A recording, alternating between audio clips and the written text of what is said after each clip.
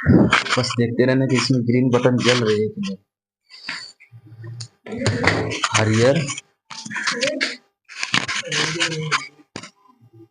उसमें रेड जलेगा, इसमें ग्रीन जलेगा। ठीक है,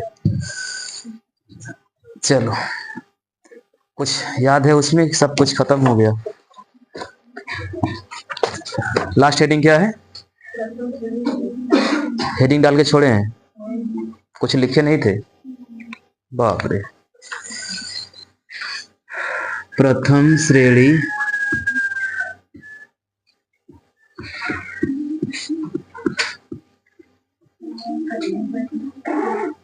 उपभोक्ता, यही है। इससे पहले हम लोगों ने क्या पढ़ा था? दीर्घ उपभोक्ता या भक्षक पोषी। इससे पहले उपभोक्ता पढ़े थे। तो प्रथम श्रेणी उपभोक्ता में कौन आएगा? शाकाहारी, मांसाहारी या सर्वाहारी? अर्थात वे जीवधारी आएंगे जो हरे पादपों का या पेड़ पौधों का क्या करेंगे? भक्षण करेंगे। जैसे जैसे अगर हम बात करेंगे तो वही आपका हिरण है, बकरी है, भेड़ है, गाय है। जितने ऐसे आसान शब्दों में कहें तो जुगाली करने वाले जितने पशु होंगे ना, सब के सब किस में आएंगे? प्रथम श्रेणी में। जुगाली मतलब क्या होता है? जैसे पगुरी करना। क्लियर? अब शेर कभी पगुरी थोड़ो करेगा, जो मांस खाता है वो पगुरी नहीं करता है। क्लियर? तो लिखिएगा प्रथम श्रेणी उपभोक्ता में, प्रथम श्रेणी उपभोक्ता में लिखिएगा वे जीव जो अपने भोजन, वे जीव जो अपना भोजन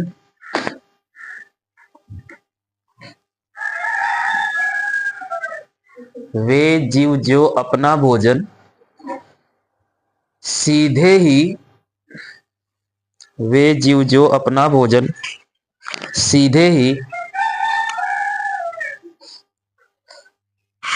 ही उत्पादकों से प्राप्त करते हैं,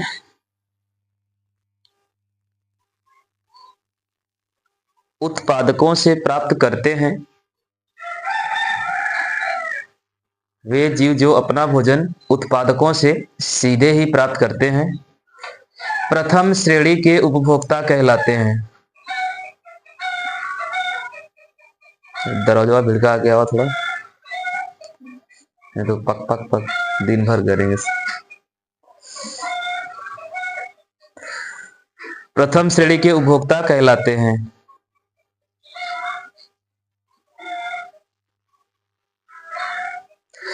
इन जीवों को शाकाहारी जीव भी कहते हैं। क्या? इन श्रेणी के जीवों को शाकाहारी जीव भी कहते हैं।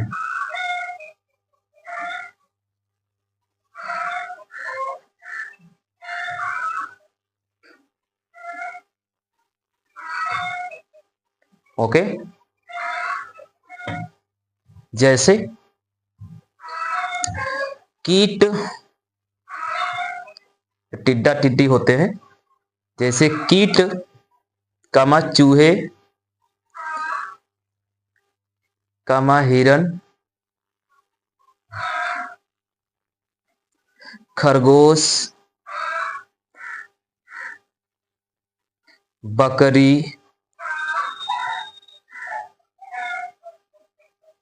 चिड़िया। चिड़िया आएगा इसमें? चिड़िया ब्रैकेट में छोटी चिड़िया,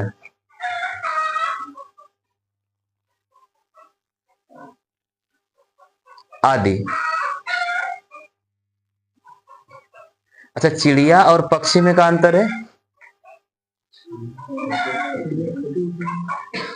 पक्षी बड़ा होता है, शुतुरमुर्ग पक्षी है, शुतुरमुर्ग पक्षी है, गौरैया चिड़िया है।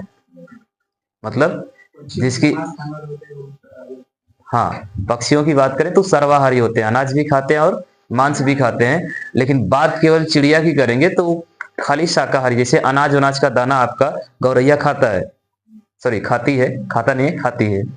वो अनाज का दाना भी खाता है, छोटे मोटे फूल या फलों को भी खा लेता है। अब जैसे बात करें वही क्या बोलते हैं, जो सुग्गा होता है ना, क्या बोलते हैं इंग्लिश में?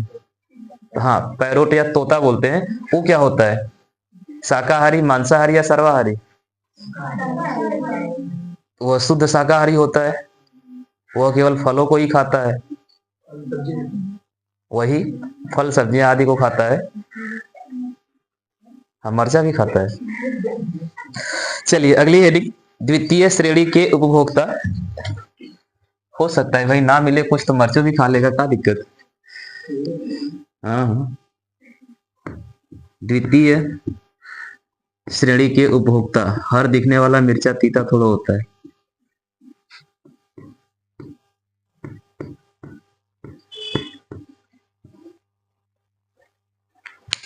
क्लियर?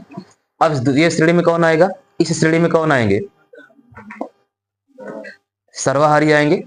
कुछ ऐसे जीव या जंतु भी होंगे जो प्राथमिक उपभोक्ताओं का भी भक्षण करेंगे और उत्पादकों पर क्या करेंगे? भक्षण करेंगे। मतलब जैसे हिरण का, खरगोश का, बकरी का आदि का भी, मतलब उन्हें भी मार के खा सकते हैं, या डायरेक्ट हरे पत्तेदार पेड़ पौधों को भी क्या कर सकते हैं? खा सकते हैं। तो ये लोग किस में आएंगे? तृतीय श्रेणी के उपभोक्ता में। क्लियर? जैसे आप अपने आप को ही ले लीजिए, आप चाहो तो बकरी को भी खा सकते हो, आप चाहो तो पालक भी खा सकते हो। तो पालक आप खाते हैं यानी डायरेक्ट उपभोक्ता को आप ग्रहण करते हैं, उत्पादक को ग्रहण करते हैं। अगर आप खरगोश को खाते हैं, बकरी खाते हैं, हिरन खाते हैं, तो आप प्राथमिक उपभोक्ता को खाते हैं। तो इसमें द्वितीय श्रेणी में सर्वाहारी आएंगे कि नहीं आएंगे? आएंगे ना? तो लिखिएगा, ऐसे जीव जो शाकाहारी जंतुओं का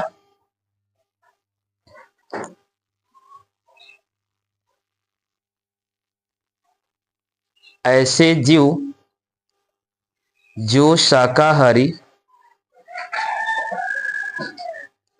जंतुओं का शिकार करके शाकाहारी जंतुओं का शिकार करके,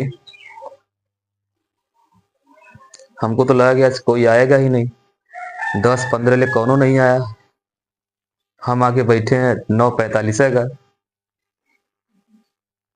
चलिए क्या लिखे हैं? शाकाहारी जंतुओं का शिकार करके अपने भोजन की प्राप्ति करते हैं, अपने भोजन की प्राप्ति करते हैं।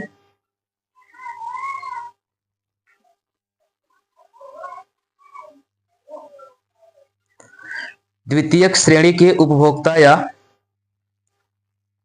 द्वितीयक श्रेणी के उपभोक्ता या प्रथम मांसाहारी, द्वितीयक श्रेणी के उपभोक्ता या प्रथम मांसाहारी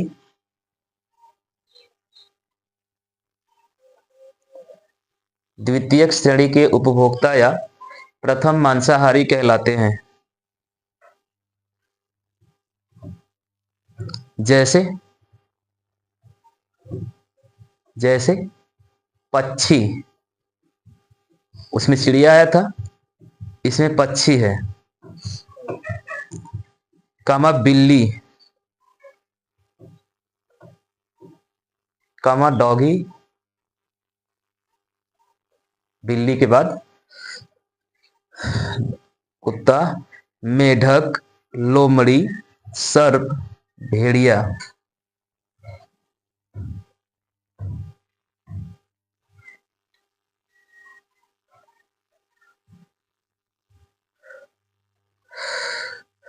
मेढक, लोमड़ी, सर्प, भेड़िया आदि। भेड़िया जानते हैं, जंगली कुत्ते को भेड़िया कहते हैं। जैसे हमारे यहाँ जो डॉगी, मतलब आपके गांव घर में जो पाया जाता है वो सामान्य कुत्ता है, और जो जंगली कुत्ता होता है बहुत ही ज्यादा खूंखार होता है। ठीक है? हाँ हाँ। तो सियार अलग होता है। हाँ सियार और भेड़िया अलग होता है। सियार लोमड़ी की प्रजाति में आता है, और भेड़िया अलग होता है। वो भेड़िया खुखार होता है, सियार खुखार नहीं होता है। आप नॉर्मली देखिए ना, अपने गांव में जो कुत्ता है और गांव में जो सियार है, दोनों में बहुत सारी समानताएं हैं, थोड़ा बहुत अंतर है कि नहीं? कभी कभी कुत्ता भी जब ऐसे गर्दन ऊपर करके आवाज निकालता है तो उसके जैसे ही आवाज आती है। तो इनमें समानता है, मतलब ये दोनों एक ही वंश के हैं। अच्छा 11 में आप लोग पढ़े होंगे ना, कुल गण वंश करके कुछ। चलिए अगली हेडिंग, तृतीय श्रेणी उपभोक्ता। तृतीय श्रेणी उपभोक्ता,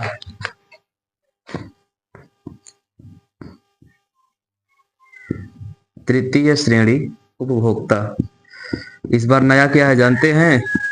अगले महीने में तुम लोगों की ऑनलाइन परीक्षा होगी। हाँ, 9, 10, 11, 12 सबका। हाँ, प्री बोर्ड वाला ऑनलाइन होगा। ऑफलाइन वो तो बोर्ड का होगा ना, ऑफलाइन। पहले ऑनलाइन होगा। 15 दिसंबर से डेट नहीं, 12।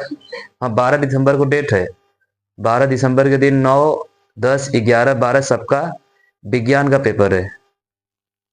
आज का पेपर उठा के देखो, न्यूज़पेपर उसमें दिया है। पहले आपको ऑनलाइन दिलाया जाएगा, फिर एक हफ्ते में रिजल्ट आएगा। अगर किसी सब्जेक्ट में आपका नंबर कम आता है, फिर से तैयारी करके फिर से ऑनलाइन दिलाया जाएगा। मतलब जो प्री बोर्ड वाला आप लोग मतलब अपने कॉलेज पर करते थे ना, अब वही वाला ऑनलाइन करना है। स्कूल पर ही होगा, घर पर भी होगा। तो घर पर करने के लिए स्कूल का कोड आपको चाहिए, सिस्टम चाहिए, तो उससे बढ़िया स्कूल पर ही हो जाए। स्कूल वाले तो मान्यता लेके बैठे ना कि हमारे पास सिस्टम है। अब लाएं सिस्टम। है तो ठीक, ना है तो फिर जाएंगे भीख मांगेंगे किसी का। लगवाएं बढ़िया से वाईफाई, तो कंप्यूटर लैब। सच में होगा, झूठ नहीं बोल रहे हैं। आज का पेपर देख लो, या स्टेटस अगले सर नहीं किसी ने लगाया है। ना है तो अच्छी बात है, तो करवाएंगे ना कहीं से करवाएंगे। अब ना कराएंगे तो भाई अब सरकार जाने, क्या बोलते हैं, केंद्रीय क्या बोलते हैं, कौन सा हम लोग का बोले, माध्यमिक शिक्षा परिषद जाने, वो अपना जानेगा, क्या दिक्कत है। पास, उसमें फेल पास की बात नहीं है। जैसे आपको ऑनलाइन सिखाया जाएगा, उसमें फेल और पास का मतलब नहीं है। जैसे कहा होता है ना कि जैसे बच्चे लोग अभी कक्षा 12 तक उन्हें कंप्यूटर मिलता नहीं है, इसके बाद अगर आप जाते हैं कोई फॉर्म वगैरह भरते हैं तो वहां पर ऑनलाइन परीक्षाएं होती है, तो बहुत सारी दिक्कत होती है। तो वह चीजें आपको यहीं पर सिखाई जाएंगी। इस साल से स्टार्ट किया गया है। बहुत जरूरी नहीं है। अगर कोई वैसा रहेगा, जैसे मान लेते हैं कि वो कह रहे हैं कि हमारे स्कूल में नहीं है, तो उनके स्कूल वाले होंगे थोड़ा मतलब पहुंच वाले, तो कह देंगे कि हाँ हो गया हो गया, किसी दूसरे स्कूल का डाटा उठा के दिखा देंगे। तो सरकारी है तो काम कंप्यूटरों से दिखा देंगे, फोटो सोटो खींच के कहीं और का दिखा देंगे, हो गया हमारे यहाँ भी हो गया, और उनका रिजल्ट यहाँ पर दिखा देंगे, डाटा ऑनलाइन भर देंगे। तो वो अलग बात है। आज का पेपर देखना, उसमें दिया है। हो गया, ठीक है। तृतीय श्रेणी के उपभोक्ता लिखिएगा, ऐसे जीव जो द्वितीय श्रेणी के उपभोक्ताओं को खाकर, ऐसे जीव जो द्वितीय श्रेणी के उपभोक्ताओं को खाकर, ऐसे जीव जो द्वितीय श्रेणी के उपभोक्ताओं को खाकर, कोई जरूरी है कि खाली तृतीयक वाला द्वितीयक को ही खाएगा, प्राथमिक को नहीं खा सकता है? खा सकता है। शेर खाली लोमड़ी को ही खाएगा, शेर बकरी और हिरन को नहीं खा सकता है। तो जरूरी थोड़ा कि तृतीय उपभोक्ता है तो द्वितीय को ही खाएगा, प्राथमिक को भी पा जाएगा तो खा जाएगा भाई। क्लियर? चलिए क्या लिखें, खाकर अपने भोजन की प्राप्ति करते हैं, ऐसे जीव जो द्वितीय श्रेणी के उपभोक्ताओं को खाकर अपने भोजन की प्राप्ति करते हैं, अपने भोजन की प्राप्ति करते हैं,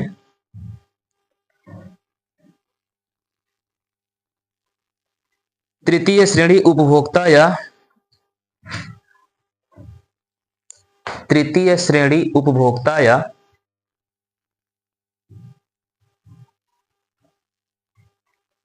तृतीय श्रेणी उपभोक्ता या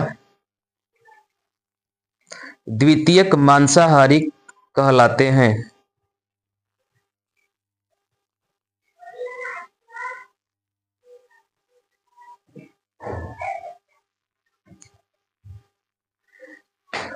द्वितीयक मांसाहारी कहलाते हैं। अच्छा, ये जो तृतीय श्रेणी के उपभोक्ता है, इनका भी शिकार कोई करता है? इनका शिकार कौन करता है? मतलब खाने के लिए, शिकार करने के लिए, व्यापार करने के लिए तो किया जाता है, वो अलग बात है। लेकिन खाने के लिए कोई जानवर इनका शिकार करता है तृतीय श्रेणी के उपभोक्ताओं का? हाँ, वो मर जाते हैं तो वो अपघटन हो जाता है। हमारा कहना है कि इनको मार के कोई खाता है कि नहीं? अब शेर को कौन जीव मार के खाएगा? नहीं, शेर को शेर नहीं मारेगा। अगर मार भी देगा तो उसे नहीं खाएगा, खाली तुम्हारे सिवा। आदमी मार के खा सकता है। आदि मानव, आदि मानव जैसा कोई चीज थोड़ा होता है। जैसे लिख लीजिए, जैसे बाज, जैसे बाज कामा शेर,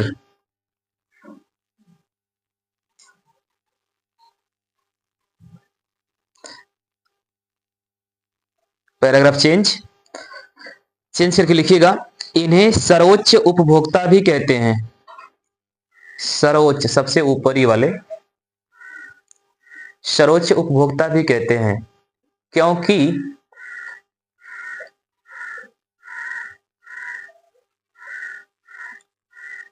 क्योंकि यह स्वयं के द्वारा,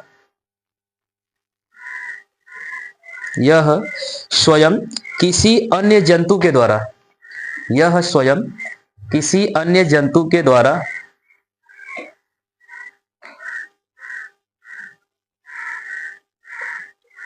किसी जंतु के द्वारा नहीं खाए जाते।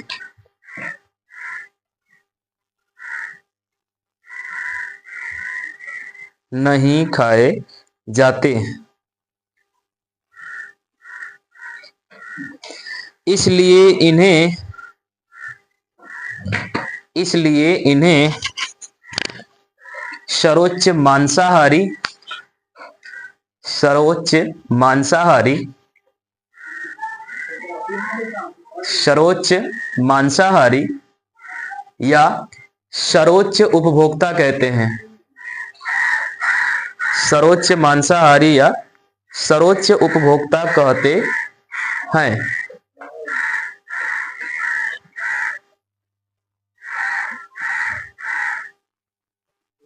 Okay,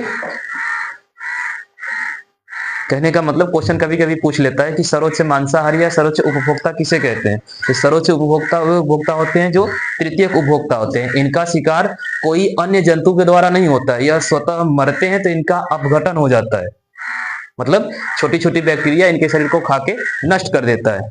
clear? लेकिन एक जीव है जो कुछ भी कर सकता है। हाँ, मानव, पैराग्राफ चेंज, मानव को भी खा सकता है, खा सकता है, निर्भर तुम्हारे ऊपर करता है कि मिर्चा लगा के खाओगे कि ऐसे नमक लगा के। चलिए नोट करके लिखिए, मनुष्य सभी जीवों, कुछ हो खा सकता है, अब ज्यादा दूर तक मत जाना। मनुष्य सभी जीवों ब्रैकेट में उत्पादक एवं उपभोक्ता, ज्यादा दूर से याद आया कि महारानी आज नहीं आई, उनके घर आज शादी है, न्योता ना दी, पूरी मिस हो गई आज की। चलिए ब्रैकेट में लिखिएगा उत्पादक एवं उपभोक्ता, मनुष्य सभी जीव ब्रैकेट में उत्पादक एवं उपभोक्ता ब्रैकेट बंद को भोजन के रूप में ग्रहण कर सकता है, को भोजन के रूप में ग्रहण कर सकता है।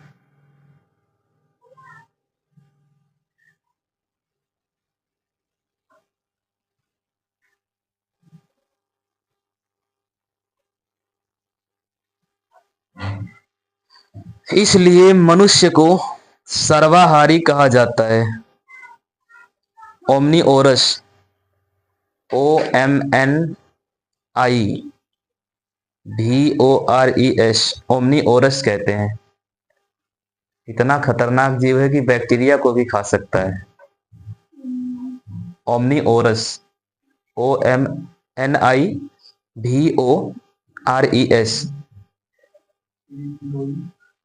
OMNIVORES, ओमनीओरस। मतलब अगर हम बात करें पूरे एटमॉस्फेयर में तो सबसे पावरफुल अगर कोई प्रजाति है तो वह होती है बैक्टीरिया की, जीवाणुओं की, और उनका भी हम लोग उपयोग करके उन्हें भी खा जाते हैं। जैसे आप दूध से दही बनाते हैं ना, तो बैक्टीरिया का ही इस्तेमाल करते हैं। दूध से कोई भी खाने योग्य पदार्थ बनाते हैं तो उसी का इस्तेमाल करते हैं। या आप जैसे आटे को क्या बोलते हैं, सड़ाते हैं, किण्वन कराते हैं ना, मतलब जैसे खाना सोडा डालते हैं, तो उसमें भी हम बैक्टीरिया का ही इस्तेमाल करते हैं, जिससे कि वह पदार्थ जो होता है, आपका जो आटा होता है, पूरी तरह से सड़ जाता है, तो वही जलेबी या पूड़ी बना देते हैं, उसको भी खा जाते हैं। खोआ में बैक्टीरिया कहाँ होता है? खोआ में बैक्टीरिया नहीं होता है। खोआ में केवल उसका जो प्योर मटेरियल होता है उसको जला जला के हम सुखा लेते हैं, लेकिन उसको, हाँ हाँ। चलिए अगली हेडिंग, सूक्ष्म उपभोक्ता या मृतोपजीवी। अगर यह ना होता तो आपका पर्यावरण संतुलित ना होता। पर्यावरण को संतुलित करने में सबसे ज्यादा अगर किसी का योगदान है तो बैक्टीरिया का। नहीं तो जितनी गंदगी आप लोग फैलाते हो ना। सूक्ष्म उपभोक्ता या मृतोपजीवी या अपघटक। अपघटक, ये तो आप ही सोच के देखो, जितना आप कचरा फैलाते हो, अगर वो सब सड़ता गलता नहीं तो क्या होता।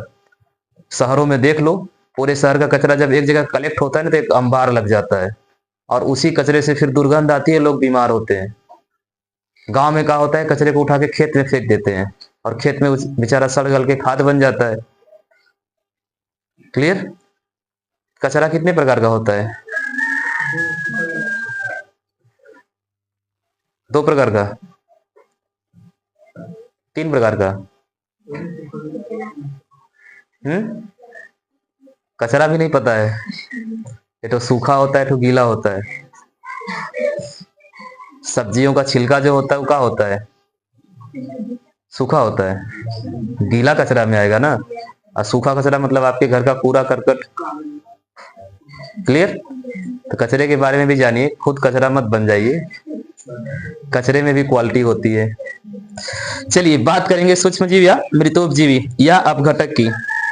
अपघटक तो समझते होंगे ना, तो थोड़ा बहुत बताने का कृपा करें। अपघटक या डिकम्पोजिशन क्या होता है? वही गीला कचरा है। सपोज आपके घर पर छठ मनाई गई तो खूब ढेर सारा गीला कचरा इकट्ठा हुआ, उसको एक जगह इकट्ठा कर दिए, तो कुछ दिन बाद उसकी क्वांटिटी घट गई। क्या हुआ? धीरे धीरे सड़ गया, पिघल गया, हो गया ना। मतलब उस पर बैक्टीरिया लगी और उसका भक्षण कर ली।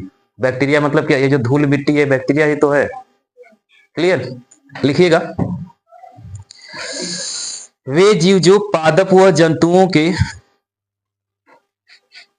पहले गांव में पशु खूब मरते थे ना, तो लोग ले जाके गांव से बाहर कहीं पर फेंक देते थे, तो वही पशु का शरीर धीरे धीरे 2 4 10 दिन में धीरे धीरे क्या हो जाता था? समाप्त हो जाता था। यानी उसके शरीर को क्या कर देती थी? बैक्टीरिया खा जाती थी। अभी भी वही होता है। आप अपने आप को ही फेंक दो 2 4 10 दिन के लिए कहीं,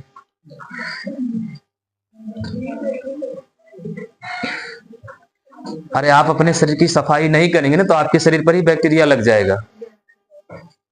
हाँ, खजूर खसरा हो जाए।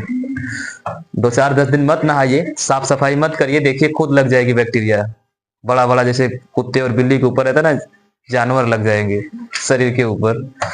लिखिए, वे जीव जो पादप व जंतु के, वे जीव जो पादप व जंतु के मृत शरीर के जटिल कार्बनिक पदार्थों को, मृत शरीर के जटिल कार्बनिक पदार्थों को, जटिल कार्बनिक पदार्थों को सरल कार्बनिक पदार्थों में, तो डाइजेशन का डिफिनेशन क्या होता है? जटिल कार्बनिक पदार्थों को सरल कार्बनिक पदार्थों में तोड़कर अपना भोजन प्राप्त करते हैं, परिवर्तित कर अपना भोजन प्राप्त करते हैं, परिवर्तित कर अपना भोजन प्राप्त करते हैं मृतोपजीवी या अपघटक कहलाते हैं।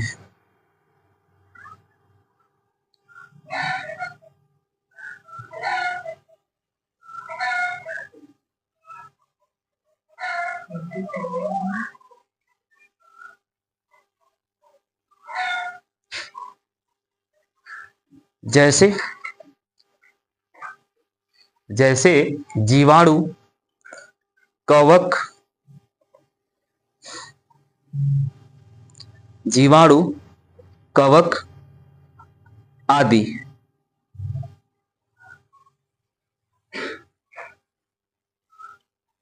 क्लियर? तो यह लोग करते क्या है, यह लोग किसी भी पादप या जंतु के मृत शरीर को डिकम्पोज कर देते हैं। मतलब उसके शरीर में जितने भी कार्बनिक पदार्थ होते हैं, जो जटिल कार्बनिक पदार्थ होते हैं, जैसे कि हमारा शरीर जो है कुछ सरल सरल कार्बनिक अणुओं से मिलकर बनकर एक तंत्र बन गया, अर्थात हमारे शरीर को बनाने में सरल कार्बनिक पदार्थों का ही योगदान है, लेकिन उनको एक निश्चित क्रम में व्यवस्थित करके एक जटिल कार्बनिक संरचना का क्या कर दिया गया, निर्माण, जिससे कि हमारा शरीर बन गया। जब हमारे शरीर को डिकम्पोज किया जाएगा, जैसे कि अगर हमारा शरीर मृत हो जाए और मरने के बाद पृथ्वी पर या धरातल पर ऐसे ही छोड़ दिया जाए, तो इस धरातल पर उपस्थित जितने भी बैक्टीरिया और कवक होंगे यानी फंगी, वे सब सबसे पहले हमारे शरीर को क्या करेंगे, ग्रहण करेंगे, यानी हमारे शरीर के ऊपर चारों तरफ से कवर कर लेंगे। और कवर करने के बाद जिससे हमारा शरीर बना है, कार्बनिक पदार्थों के संयोग से बना है, तो जटिल कार्बनिक के रूप में हमारा शरीर परिवर्तित हो गया है। तो अब ये लोग क्या करेंगे, जीवाणु और कवक क्या करेंगे, इसी जटिल कार्बनिक पदार्थ से बने शरीर को सरल कार्बनिक पदार्थों में क्या कर देंगे, परिवर्तित, यानी तोड़ देंगे। और परिवर्तित करने के बाद उन सरल कार्बनिक पदार्थों को ग्रहण कर लेंगे, खुद क्या कर लेंगे, खा जाएंगे। जब खुद खा जाएंगे तो उनसे होगा क्या, तो ये जो जीवाणु है और जो शैवाल है, जीवाणु खास करके ये आपकी मिट्टी या धूल कण में ही पाया जाता है, तो वापस से यह फिर से कहाँ मिल जाएंगे, धूल मिट्टी में मिल जाएंगे। और उसी धूल मिट्टी में किसी न किसी पौधे का क्या हो जाएगा, निर्माण। तो जब उस पौधे का निर्माण होगा तो वही कार्बनिक पदार्थ जो हमारे शरीर के अंदर था और हमारे शरीर को जीवाणुओं और कवकों द्वारा विघटित कर दिया गया, और पुनः उनको फिर से उसी स्थान पर अर्थात उसी जगह हुए उपस्थित रहे, और वहीं पर एक पौधे का निर्माण होता है। तो उस पौधे में इन जीवाणुओं और कवकों द्वारा ग्रहण किए गए कार्बनिक पदार्थों का उपयोग करेगा, कौन करेगा, वह पौधा जो वहां से उगेगा। और उस पौधे में वही कार्बनिक पदार्थों की क्या होगी, मात्रा। अर्थात आसान शब्दों में कहें तो हमारे पर्यावरण में जो पोषक तत्वों का चक्रण चलता है, इन्हीं के माध्यम से चलता है। सपोज अगर हम किसी पौधे का उपभोग करते हैं, जैसे कि वही आप लोगों ने देखा होगा कि अगर एक पादप है, तो उस पादप को मान लेते हैं कि कोई खा लिया, जैसे कि खरगोश खा लिया, ठीक है, खरगोश क्या कर लिया, उस पौधे को खा लिया। अब इस खरगोश को कोई दूसरा प्राणी खा जाए, जैसे कि मान लेते हैं कि मानव खा लिया, और मानव फिर इसकी क्या हो गई, मृत्यु हो गई, अर्थात इसका क्या हो गया, अपघटन हो गया। अपघटन हुआ ना, तो जब अपघटन हुआ तो अपघटन के बाद यह फिर से क्या बन गई, यानी मृदा में क्या हो गए, परिवर्तित हो गए। यानी अपघटन हुआ तो अपघटन के बाद फिर इस मृदा में जब जीवाणु और कवक मिल गए, तो मिलने के बाद यहां से एक पौधे का क्या होगा, फिर से निर्माण होगा। तो एक सर्कल चलेगा, यानी पौधा बन रहा है, उस पौधे को किसी जीव के द्वारा उपभोग किया जा रहा है, उसका फिर किसी अन्य प्राणी के द्वारा भक्षण किया जा रहा है। फिर वह प्राणी अगर सपोज तृतीय श्रेणी का है या सर्वाहारी है, तो उसको कोई अन्य जीव तो मारेगा नहीं, तो उसका शरीर जब स्वतः मर जाएगा, उसकी जब मृत्यु हो जाएगी, तो उसके शरीर में उपस्थित जितने भी पोषक तत्व होंगे, जहां पर उसका शरीर विघटित होगा, जलाया जाएगा या दफनाया जाएगा, वहां पर सभी के सभी पोषक तत्व छूट जाएंगे, अर्थात वहां पर जीवाणु या कवकों द्वारा उन पोषक तत्वों को ग्रहण कर लिया जाएगा, और वह पोषक तत्व फिर से कहां मिल जाएंगे, मिट्टी में मिल जाएंगे, और उसी मिट्टी में से फिर पौधे का क्या होगा, निर्माण। यानी सबसे अहम रोल किसका है, अपघटन का। क्लियर? यही किसी भी जंतु या पादप के शरीर को डिकम्पोज कर देता है, सड़ा गला देता है, और गलाने के बाद उसके अंदर उपस्थित पोषक तत्वों को मृदा में मिला देता है। कहते हैं ना, जैसे अस्थियों को जलाकर गंगा जी में विसर्जित कर दिया जाता है, फिर उसी गंगा के पानी का हम लोग इस्तेमाल करते हैं अपने खेतों में, करते हैं कि नहीं करते हैं।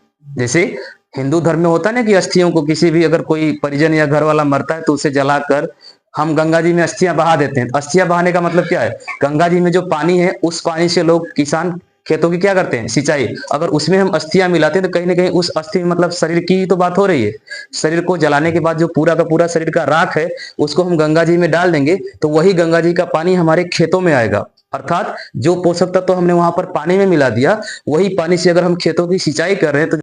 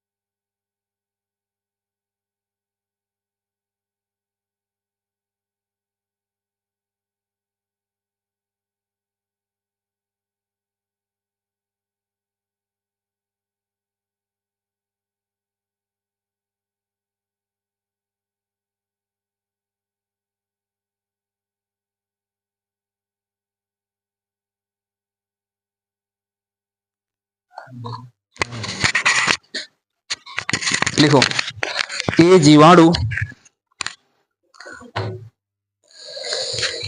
ये जीवाणु व कवक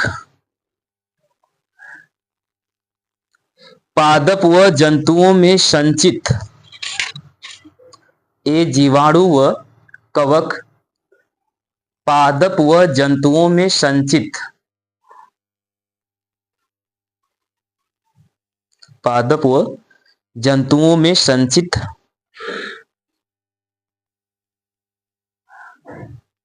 कार्बनिक पदार्थों को, कार्बनिक पदार्थों को पुनः वातावरण में लौटाने का कार्य करते हैं।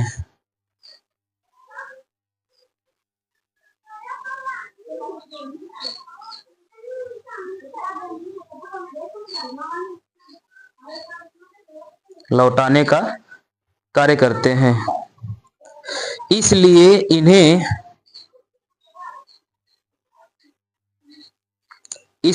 इन्हें परिवर्तक कहा जाता है। इसलिए इन्हें परिवर्तक, नेचर में क्या करते हैं? परिवर्तक करते हैं, मतलब पोषक तत्वों की मात्रा को फिर से वापस परिवर्तित कर देते हैं। क्लियर? परिवर्तक कहलाते हैं। इसका अध्ययन सर्वप्रथम क्लार्क नामक वैज्ञानिक ने किया था। परिवर्तक शब्द का प्रयोग या अध्ययन क्लार्क नामक वैज्ञानिक ने किया था।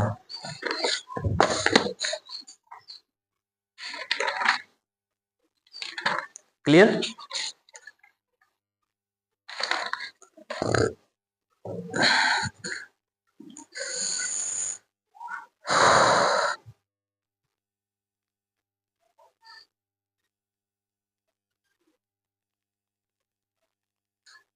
ओके, तो फाइनली मेन मोटिव तो हो गया कंप्लीट। अब कुछ एग्जाम्पल हैं, जैसे कि तालाब का पारिस्थितिक तंत्र, वन का पारिस्थितिक तंत्र, यहां से भी प्रश्न आते हैं और इन दोनों से आते हैं। तो अगली हेडिंग डालिएगा, कुछ विशिष्ट पारिस्थितिक तंत्रों के उदाहरण, और इन दोनों में से अल्टरनेट करके कोई ना कोई एग्जाम्पल, मतलब हेडिंग आपसे हर वर्ष बोर्ड के एग्जाम में बन जाती है। कुछ विशिष्ट पारिस्थितिक तंत्रों के उदाहरण,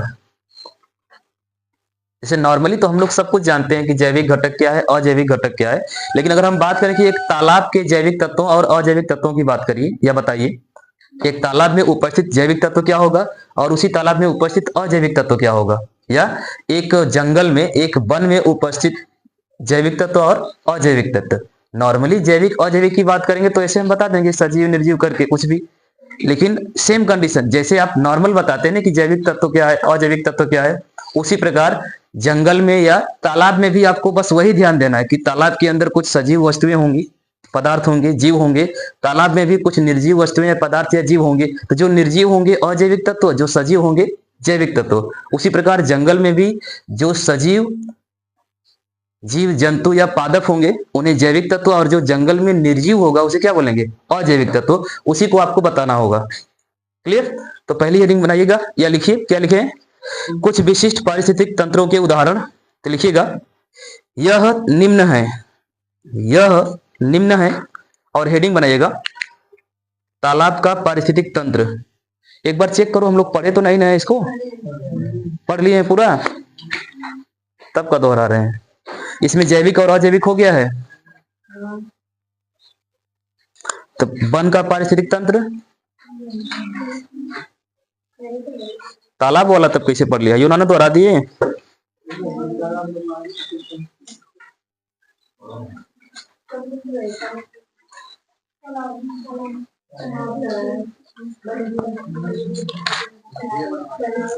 हाँ, अरे तो कहीं ऐसा नहीं हुआ कि जितना अभी पढ़े वो दोहरा दिए, ये नहीं पढ़े थे? अच्छा, उसमें पढ़ रहे थे, जैविक और अजैविक में तालाब आ गया था, वन वाला नहीं हुआ है, जंगल वाला नहीं हुआ है। तो हेडिंग डाल लो, तालाब की जगह जंगल कर लो, और क्या। वन पारिस्थितिक तंत्र, यह भी हो गया है। चेक कर लेना भाई एक बार।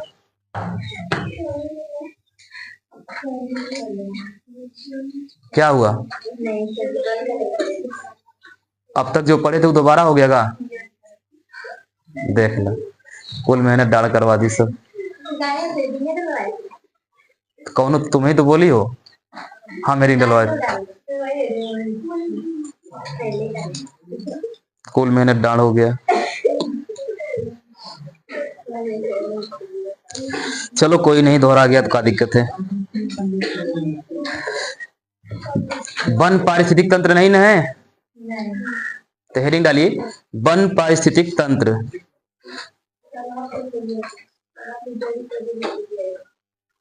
वही देख लो, 1 घंटा बर्बाद कर दिए फालतू का, खाली अर्चना के चक्कर में। लिखो वन पारिस्थितिक तंत्र। वन पारिस्थितिक तंत्र स्थलीय परितंत्र का उदाहरण है। वन पारिस्थितिक तंत्र स्थलीय परितंत्र का उदाहरण है।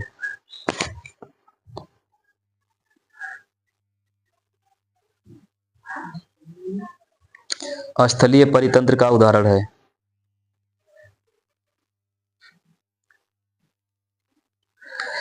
एक वन पारिस्थितिक तंत्र के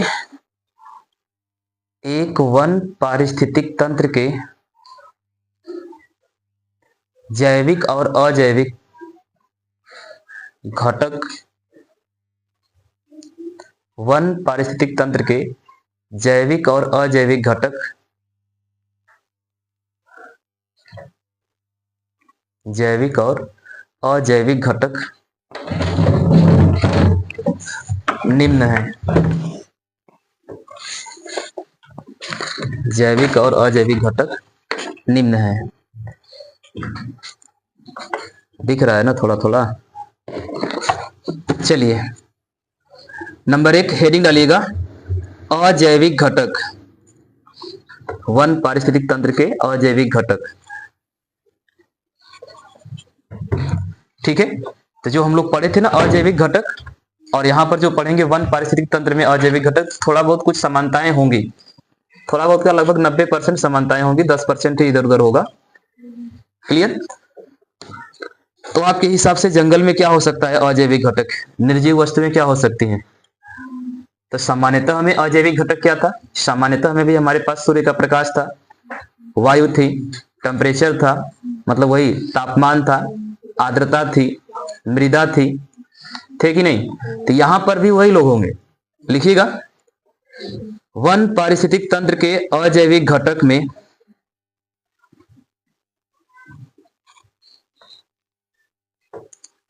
वन पारिस्थितिक तंत्र के अजैविक घटक में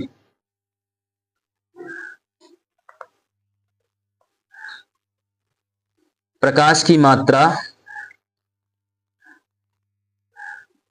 मात्रा कामा ताप, टेम्परेचर, ताप कामा प्रकाश की अवधि कामा मृदा की संरचना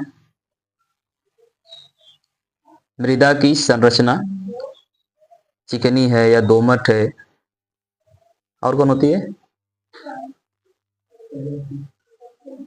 चिकनी मिट्टी, दोमट मिट्टी और बलुई मिट्टी। काली गोरी की बात नहीं है। मृदा की संरचना, पोषक तत्वों की मात्रा।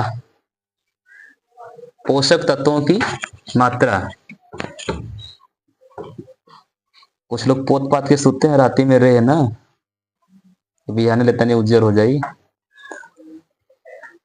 पोषक तत्वों की मात्रा कामा जल की मात्रा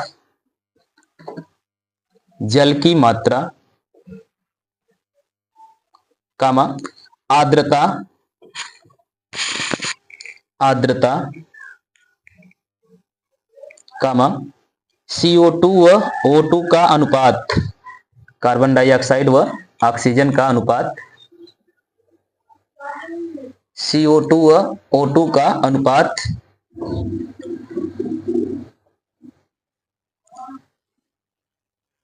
अलग अलग स्तरों पर अलग अलग होता है।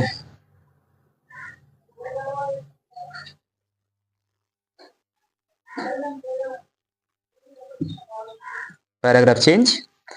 जलीय परितंत्र की तुलना में जलीय परितंत्र की तुलना में जलीय परितंत्र की तुलना में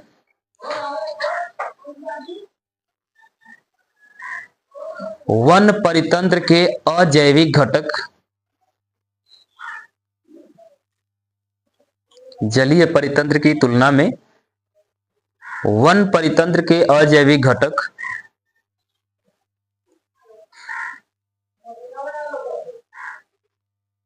अत्यधिक प्रभावी होते हैं, पावरफुल होते हैं, शक्तिशाली होते हैं, अत्यधिक प्रभावी होते हैं। ओके, तो जल परितंत्र में अजैविक घटक क्या था भाई? वही ऑक्सीजन, तापमान, कैल्शियम, मैग्नीशियम, यही सब थे ना। चलिए अगली हेडिंग, जैविक घटक। वन परितंत्र के या पारिस्थितिक तंत्र के जैविक घटक। अगर अब रिपीट हुआ तो पिटाओगे तुम लोग। लगभग कितने संडे बाद क्लास ले रहे हैं हम लोग? 4 संडे या 5 संडे बाद? खाली 2 संडे गैप हुआ ना ही, 3 संडे बाद। अब एक को संडे नहीं छूटेगा, खाली बस उस संडे पेपर ना हो। कल हमारा पेपर है तो कल प्रयास करेंगे कि आ जाए तो आ जाएंगे, तो अब दे के आएंगे तब बताएंगे। कोई छुक छुक वाला पेपर है, एक बार इसमें छठे हैं, इस बार देखो क्या होता है। चलिए जैविक घटक लिखिएगा। लिखने से ज्यादा अगले महीना में इतना पेपर है, इतना पेपर है, नहीं क्या बताएं। हमारा गजब पेपर है यार, मतलब एक महीना में 10 पेपर है। कल पहला है, हाँ भर्ती वाला ही है। अब तक एको पेपर ना हो रहा था 2 साल से, अब एकदम अगले महीना में तो खूब दबा के पेपर है। 25 को जाएंगे तो फिर 2 को जाएंगे, फिर 10 को जाएंगे, फिर 11 को जाएंगे। महीन ना हुई तो फिर कभी ना हुई। एक ठेका कुल मराई में दवा। चलिए लिखिएगा, वन परितंत्र में भी जैविक घटकों के रूप में वन परितंत्र में भी जैविक घटकों के रूप में जैविक घटकों के रूप में समय समय की बात है, एक बार इसी पेपर को देने के लिए हम लोग पाकिस्तान के एकदम करीब गए थे, भटिंडा गए थे, जैसलमेर के पजरे एकदम। आज बनारस दशाश्वमेध घाट के पजरे है। चलिए, घटकों के रूप में उत्पादक कामा उपभोक्ता व अपघटक, उत्पादक उपभोक्ता अपघटक पाए जाते हैं। अब ज्यादा डिटेल में जाते नहीं हुए, शॉर्ट में ही हम लोग चलेंगे। उत्पादक जंगल में क्या होगा, क्योंकि ज्यादा डिटेल में ना टाइम पास ज्यादा हो जाएगा। अच्छा, वो जल में पूछा था। हाँ, उत्पादक उपभोक्ता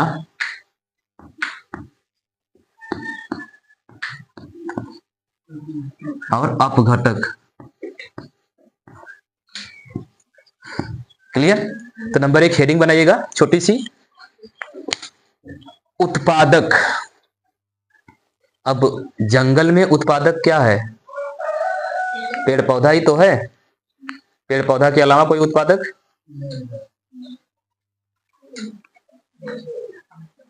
अरे सामान्यतः हरे पत्तेदार पादप ही तो उत्पादक का कार्य करते हैं, शुरू से लेकर लास्ट तक। तो लिखिएगा उत्पादक में वन पारिस्थितिक तंत्र में सभी शाक, झाड़ी व वृक्ष। अब तो हो गया कल्याण। शाक क्या होता है? साग सुने हैं। झाड़ी, खरपतवार का नाम सुने हैं। वृक्ष, बताओ भैया। उत्पादक में 3 लोग हैं, शाक है, झाड़ी है, वृक्ष है। तो वृक्ष मतलब तो समझ में आ रहा है कि पेड़ पौधा है। कटीले, हाँ, छोटे छोटे पेड़ पौधे। तो शाक मतलब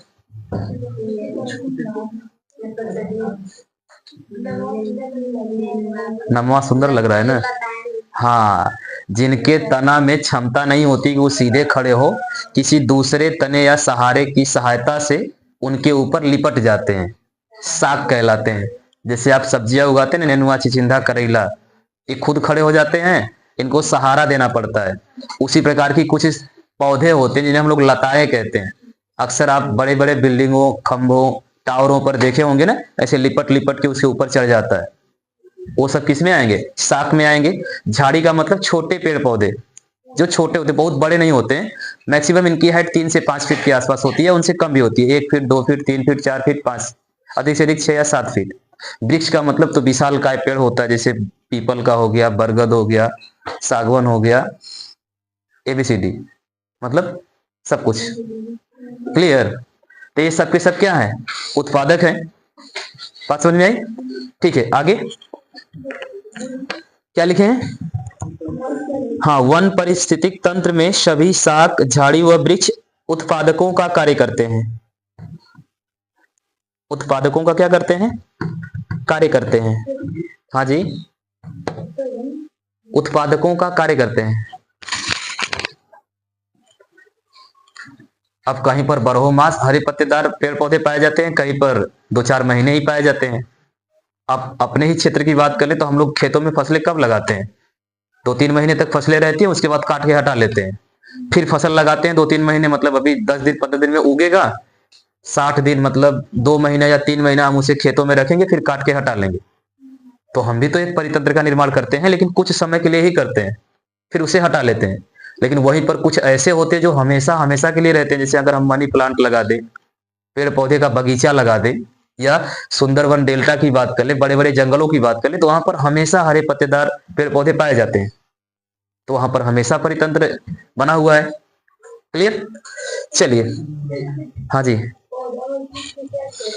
पौधा मतलब छोटे पादप की बात कर रहा है। पादप, पौधा और वृक्ष 3 होते हैं। पादप की बात करेगा तो बहुत छोटा है। जैसे अभी खेतों में हमने गेहूं का बीज डाल दिया तो छोटे छोटे पौधे निकल रहे हैं, मतलब पादप निकल रहा है। एकदम छोटी सी संरचना को पादप। थोड़ा सा बड़ा हो जाता है तो उसे पौधा बोलते हैं, जैसे मनी प्लांट वगैरह हो गया। ठीक है, अब बड़ा हो गया यही तो इसी का बोल देंगे, वृक्ष बोल देंगे। ठीक है, पादप और पौधा में बहुत विशेष अंतर नहीं होता है। पौधा का मतलब होता है कि अब निकल रहा है, मतलब थोड़ा सा बड़ा हो गया है, अंकुरण हो गया, उसमें 2-4 पत्ती आ गई है, अभी पत्तियां निकल रही है धीरे धीरे, वो मतलब क्या बोलते हैं, भ्रूणकोश से धीरे धीरे बाहर आ रहा है, तो उसे क्या बोलेंगे? पादप।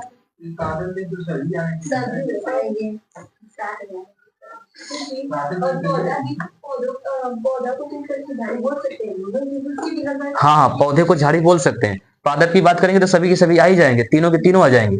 लेकिन समझने के लिए अगर हम बात करें कि पादप, पौधा और वृक्ष, कुछ उल्टा हुआ। पादप का मतलब सभी आएंगे, पौधे का मतलब छोटा, वृक्ष का मतलब बड़ा। यही है, हाँ यही सही है। झाड़ी का मतलब तो ये खरपतवार, जैसे बांस हो गया। पादप का मतलब सबके सब आ जाएंगे, पौधा का मतलब छोटा है, वृक्ष का मतलब बड़ा है। क्लियर? पादप के सब आएंगे, शाक, झाड़ी, वृक्ष तीनों आएंगे। क्लियर? चलिए आगे क्या लिखे हैं अभी? क्या लिखे हैं? एग्जाम्पल? मीन कौन एग्जाम्पल लिखे? उत्पादकों का कार्य करते हैं। जैसे लिख लीजिएगा, उष्णकटिबंधीय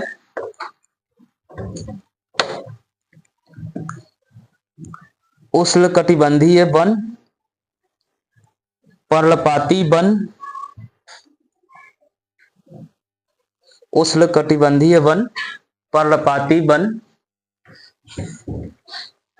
सदाबहार वन।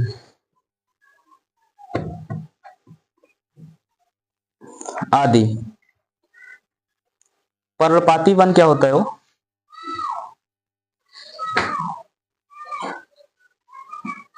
पर्णपाती वन क्या होता है?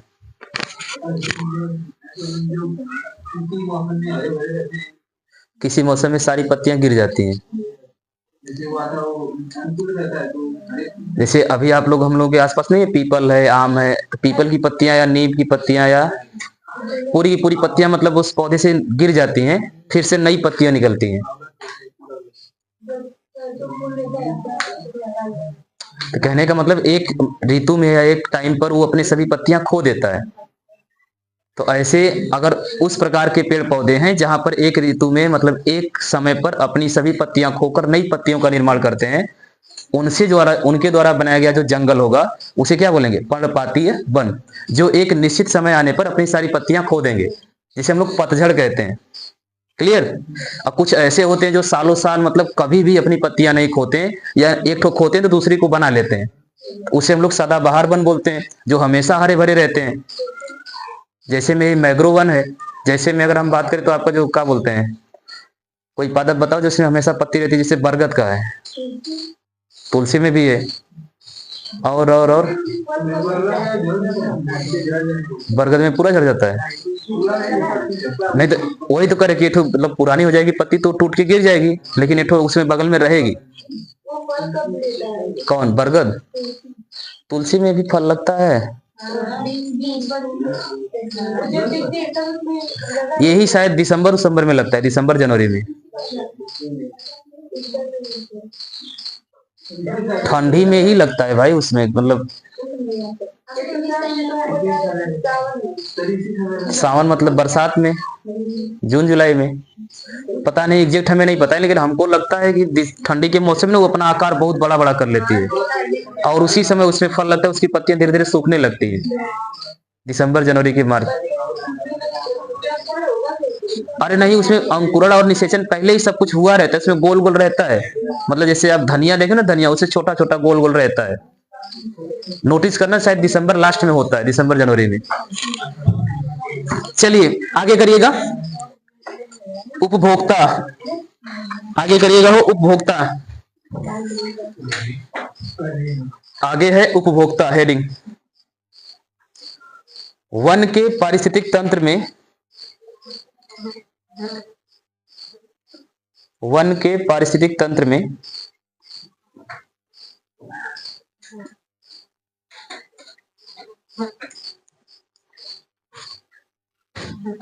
उपभोक्ता, वन के पारिस्थितिक तंत्र में उपभोक्ता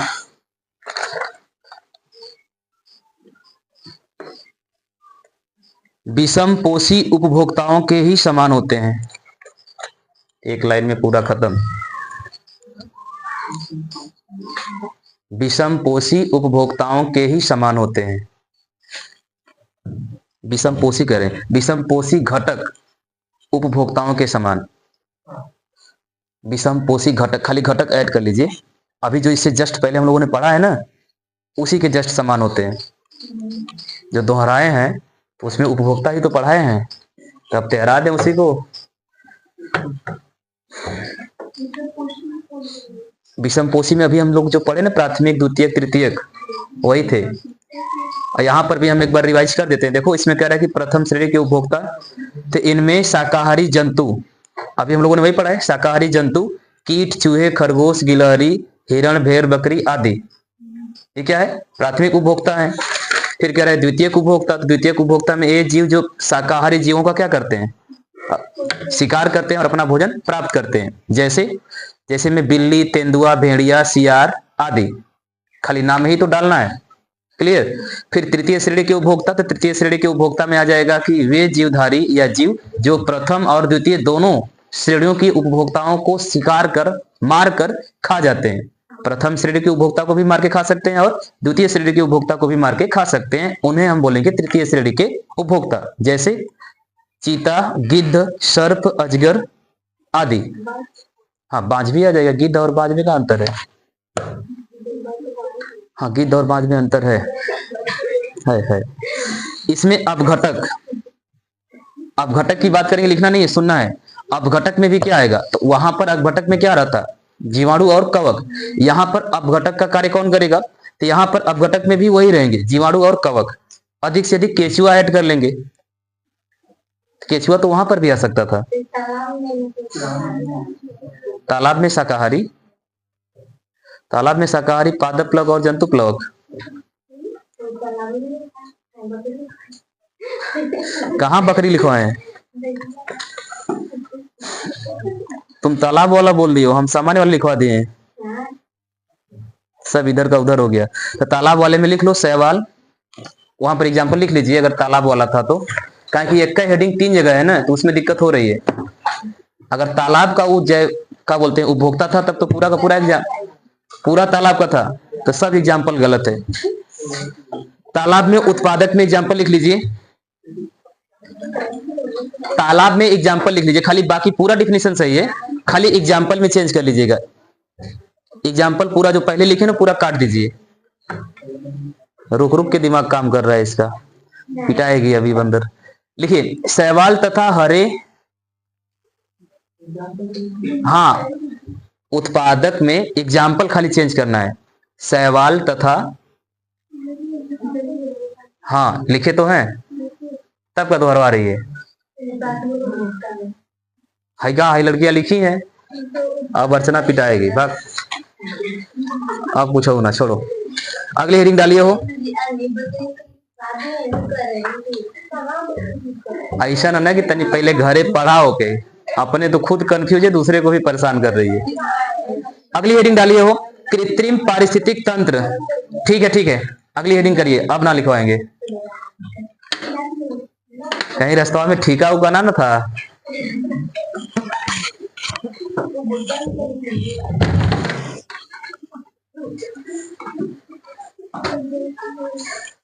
तुम्हारे साइड तो है ठीका, तुम्हारे साइड पता नहीं लेकिन है। हेडिंग है कृत्रिम पारिस्थितिक तंत्र, कृत्रिम पारिस्थितिक तंत्र, आर्टिफिशियल इकोसिस्टम। कभी कभी आप अपने हाथों से भी परितंत्र का निर्माण करते हैं, पूरे गांव भर गढ़ा खनवा के मछली पाल दे या मुर्गी पाल दे या खेत में धान रोपवा दे, तो इकोसिस्टम बन गया ना। यानी मनुष्य प्राकृतिक संसाधनों में कुछ फेरबदल करके एक आर्टिफिशियल परितंत्र का क्या करता है, निर्माण। अपने से कुछ नहीं करता है, लेकिन वहां पर उपस्थित जो भी जैविक और अजैविक संसाधन है उन्हीं का इस्तेमाल करके एक परितंत्र का क्या करता है, निर्माण।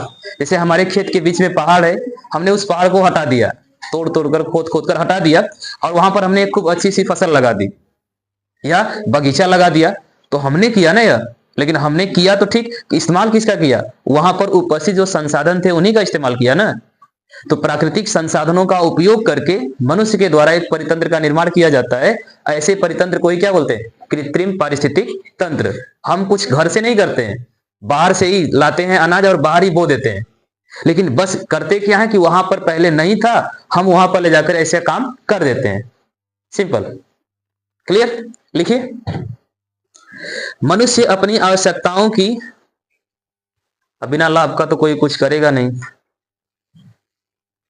इतना दानी और ज्ञानी तो कोई ना है, बिना फायदा का केवल कुछ कह दे, बिना लाभ का तो कोनो कार्ड नहीं पहुंचाता है। घर पर कार्ड कोई पहुंचाएगा बिना लाभ का, वही न्योता वाला कार्ड काहे दिया जाता है, खाने के लिए। काहे खाने के लिए, काहे तुम्हारा अनाज तुम खाओ, दूसरे को काहे बुला रहे हो।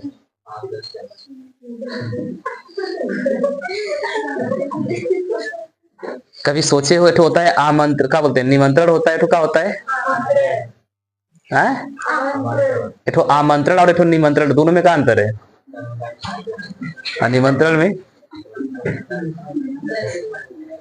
निमंत्रण में न्योता लिखावल जाला, आमंत्रण में बिना न्योता लिखे लिखायल जाला। पूजा पाठ में आमंत्रण, बर्थडे में निमंत्रण।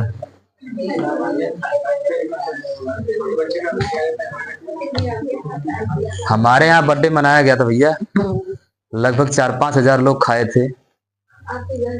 नहीं, हमारा थोड़ा मनाया जाए, पूरा ग्राम सभा खाया था तो 4-5 हजार हो ही जाएंगे। पूरा बकायदे एकदम 15-20 तो तंदूरी और 2 किलो मुर्गा।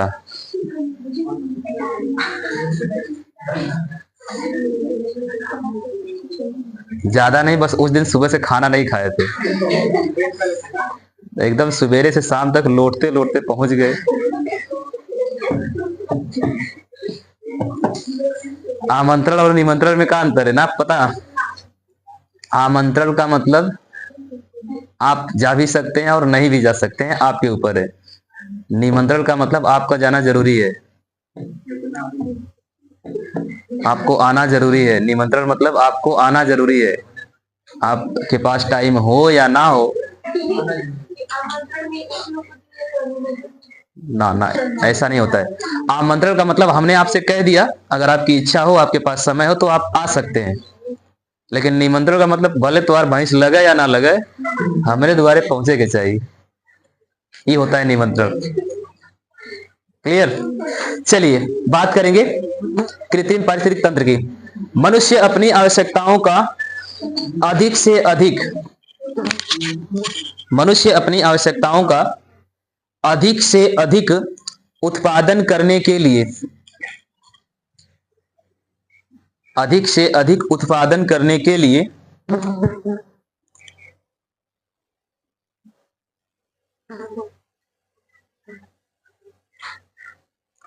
तो अर्थशास्त्र में कहावत है, सप्लाई एंड डिमांड। अगर किसी चीज की जरूरत नहीं होगी, मतलब क्या कहते हैं, किसी चीज की जरूरत नहीं होगी तो लोग उसके पीछे पागल भी नहीं होंगे। मतलब आपकी जरूरत थी कि आपको बोर्ड का एग्जाम देना है, हमारी क्या जरूरत है कि हम को 2 रुपया मिल जाए, कल पेपर देवा जाए के है। तो सप्लाई एंड डिमांड दोनों की है। आपकी भी जरूरत है कि आप अच्छे से पढ़ लेंगे, अच्छा नंबर आएगा तो हो सकता है भविष्य में अच्छी नौकरी लग जाए। हमारी जरूरत है कि अगर हम पढ़ा लेंगे, किसी दिन नहीं पढ़ा पाएंगे तो इस दिन वाला जो हम पढ़ाए रहेंगे ना, तो वहां पर कवर हो जाएगा। तो सबकी अपनी अपनी जरूरतें हैं, बिना जरूरत और बिना स्वार्थ का कोई एक दूसरे के पीछे नहीं जाता। क्लियर? चलिए, हाँ जी। 12 के बाद अगर बताते हैं, 12 के बाद इंटर करना चाहिए।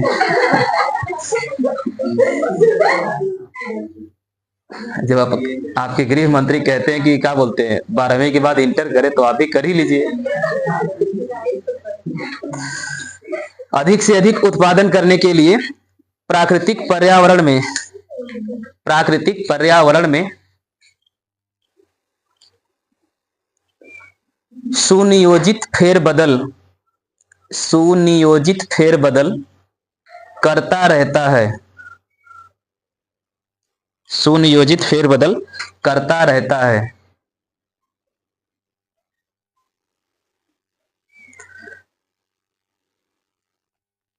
परिणाम स्वरूप एक नए पारिस्थितिक तंत्र का निर्माण होता है। परिणाम स्वरूप एक नए पारिस्थितिक तंत्र का निर्माण करता है।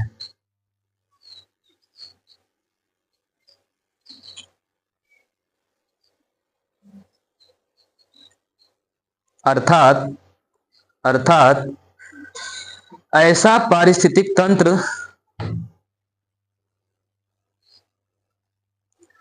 जो मनुष्य के द्वारा निर्मित किया गया हो,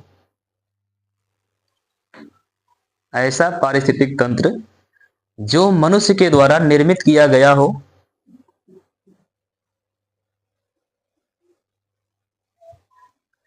कृत्रिम पारिस्थितिक तंत्र कहलाता है।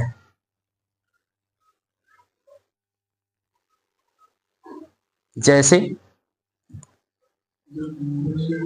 मनुष्य के द्वारा निर्मित किया गया हो, कृत्रिम पारिस्थितिक तंत्र कहलाता है। जैसे कृषि, जब आप खेती करते हैं तो आर्टिफिशियल पारिस्थितिक तंत्र का निर्माण करते हैं।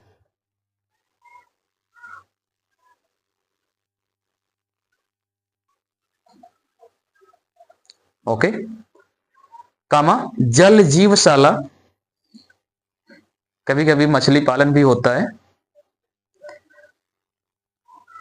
या आप अपने घर के सामने या गांव में तालाब पोखरा खनवा देते हैं ताकि अच्छा लगे, आपके आसपास के जितने भी जीव जंतु हैं जाकर पानी वानी पिए। कहीं पर अगर पानी की कमी होती है तो वहां पर लोग पोखरा खनवा देते हैं कि गर्मियों में हमारे यहाँ गांव में पानी नहीं मिलता है, अगर इस पोखरे में पानी रहेगा तो इसी पानी के सहारे हम लोग अपना जीवन यापन करेंगे। तो वो अपने लिए करते हैं, लेकिन उसमें बहुत सारे जीवों का भला हो जाता है, सभी लोग जी पाते हैं। क्लियर। तो अगली हेडिंग, परितंत्र के कार्य। आपके हिसाब से इकोसिस्टम का क्या काम होना चाहिए? परितंत्र के कार्य बोलिए हो। परितंत्र के कार्य,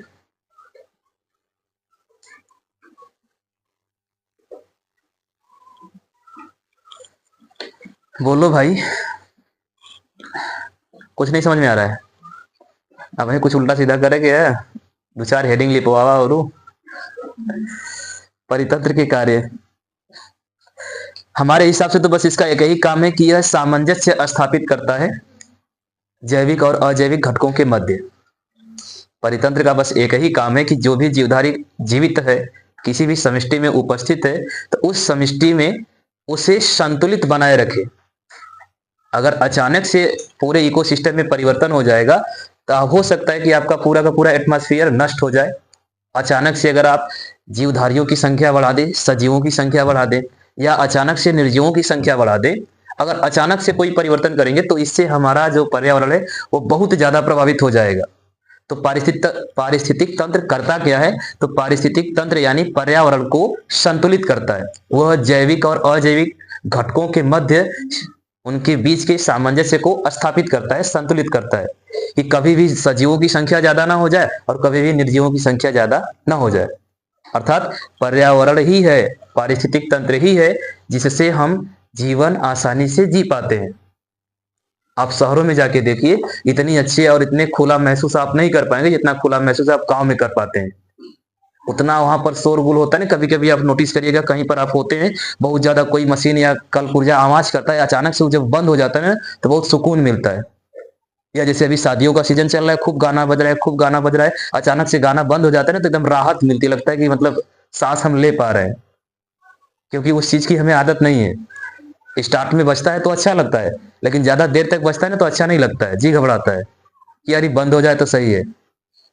होता है कि नहीं होता है? चलिए तो लिखिएगा, सभी प्रकार के परितंत्र में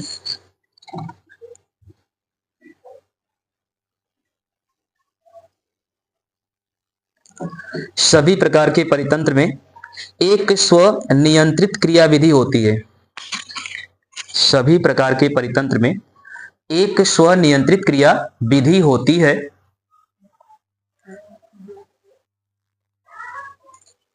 गांव में होता है ना कि बहुत फलनवा का बिटवा तो बहुत उड़त है, बहुत उड़त है, कहियो वही का एक्सीडेंट हो जाए ठीक भल, बड़ा उड़त रहा है, अब ना उड़ी। चलिए क्या लिखे? स्वनियंत्रित क्रियाविधि होती है जिसका कार्य रोकने व नियंत्रण करने का होता है। जिसका कार्य रोकने व नियंत्रण करने का होता है।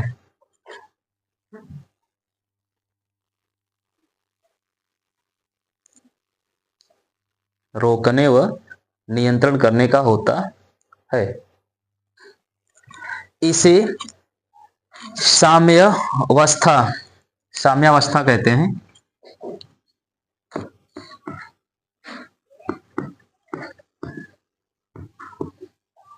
साम्यावस्था कहते हैं। होमियोस्टैटिक्स कहते हैं।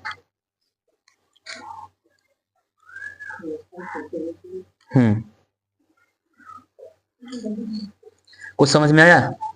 नहीं समझ में आया? जैसे कहने का मतलब, कभी कभी हमारे एटमॉस्फेयर में किसी भी अनजान गैस का या प्रदूषण की मात्रा बढ़ जाती है, कभी कभी घट जाती है। तो प्रदूषण यानी वायु प्रदूषण को नियंत्रित करने का कार्य किसका है? यही है, परितंत्र का ही है। किसी भी प्रकार के प्रदूषण का नियंत्रण कौन करता है? तो आपका पारिस्थितिक तंत्र ही करता है। बहुत ज्यादा ध्वनि प्रदूषण होता है ना, तो ध्वनि प्रदूषण को भी नियंत्रित कौन करता है? पारिस्थितिक तंत्र ही करता है। जल प्रदूषण में भी यही आपका काम करेगा, सामान्य प्रदूषण में भी यही काम करेगा। क्लियर? अगर एक दीवार हम लगा दें और उस दीवार के बाहर बहुत ज्यादा शोर हो जाए, कोई गाना वाना बजाए, तो वह दीवार में भी आहट या उस गाने का मतलब उस म्यूजिक की धुन हमें सुनाई देगी। लेकिन क्या हो कि हम उस बीच में खूब ढेर सारा पेड़ पौधा लगा दें, खूब ढेर सारा, जैसे मतलब एक दो बीसा या एक मंडा हो, जैसे इस कमरे की चौड़ाई इतना, हम 2 4 10 पेड़ लगा दें, उसमें झाड़ियां वगैरह लगा दें, मतलब इतना ज्यादा उसे घना कर दें, सघन कर दें कि इस पार से उस पार कुछ दिखाई ना दे। और उसके बाद उस पार अगर कोई बजाएगा ना, तो उतना नहीं सुनाई देगा जितना एक दीवार रोकती है। अगर इस दीवार के पीछे कोई गाना बजाएगा या कोई शोरगुल करेगा तो हमें सुनाई देगा। लेकिन अगर यहीं पर हम थोड़ा सा चौड़ाई में पेड़ पौधे लगा दे, खूब ढेर सारा, एकदम घना जंगल जैसा बना दे, उसके बाद उधर शोर होगा तो सुनाई भी नहीं देगा। कभी नोटिस करिएगा, जहां पर पेड़ पौधे होते हैं ना, तो वहां पर पानी का कटाव भी कम होता है। कटाव कम होता है। जहां पर पेड़ पौधे नहीं होते वहां पर पानी का कटाव ज्यादा होता है। तो सेम कंडीशन, जहां पर पेड़ पौधों की संख्या ज्यादा होती है, जैसे गांव में पेड़ पौधे ज्यादा होते हैं, शहरों में कम होते हैं, तो शहरों में अगर ज्यादा सा धूल कण उड़ जाए या ज्यादा, जैसे दिवाली में पटाखे जला लिए जाते हैं, तो बहुत सारा लगता है ना कि मतलब कोहरा आ जाता है। अगर होली में रंगोली ही उड़ा ली जाती है ना, तो लगता है कि मतलब गर्मी के महीने में भी कोहरा पड़ रहा है। क्यों? क्योंकि वहां पर पेड़ पौधे नहीं है, अर्थात वहां पर इकोसिस्टम उतना स्टेब्लिश नहीं है, उतना मजबूत नहीं है जितना देहात में या गांव में होता है। गांव में खुलापन बहुत ज्यादा होता है, आप बहुत ज्यादा शोर करते हैं, बहुत ज्यादा धूल कण उड़ाते हैं। ठीक है, चलिए तो अगली हेडिंग करिए, पारिस्थितिक तंत्र में पोषीय स्तर। पारिस्थितिक तंत्र में पोषीय स्तर।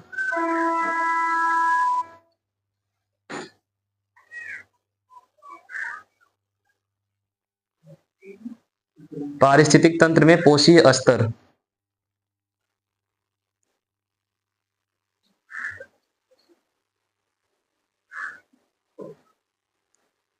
अच्छा, कोई यूट्यूब पर चढ़ाने के लिए बोल रहा है। अब पहले बना तो लें, चढ़ाएंगे बाद में। क्या लिखे हैं? पारिस्थितिक तंत्र में पोषीय स्तर। पोषीय स्तर मतलब, अरे जिससे पोषक तत्व ग्रहण होगा उसे पोषीय स्तर बोलेंगे। चलिए, किसी भी परितंत्र के सभी, इसमें आपको मिलेगा खाद्य श्रृंखला, नाम सुने होंगे। किसी भी परितंत्र के सभी जैवीय घटक, किसी भी परितंत्र के सभी जैवीय घटक आपस में पूर्णतः संबंधित होते हैं।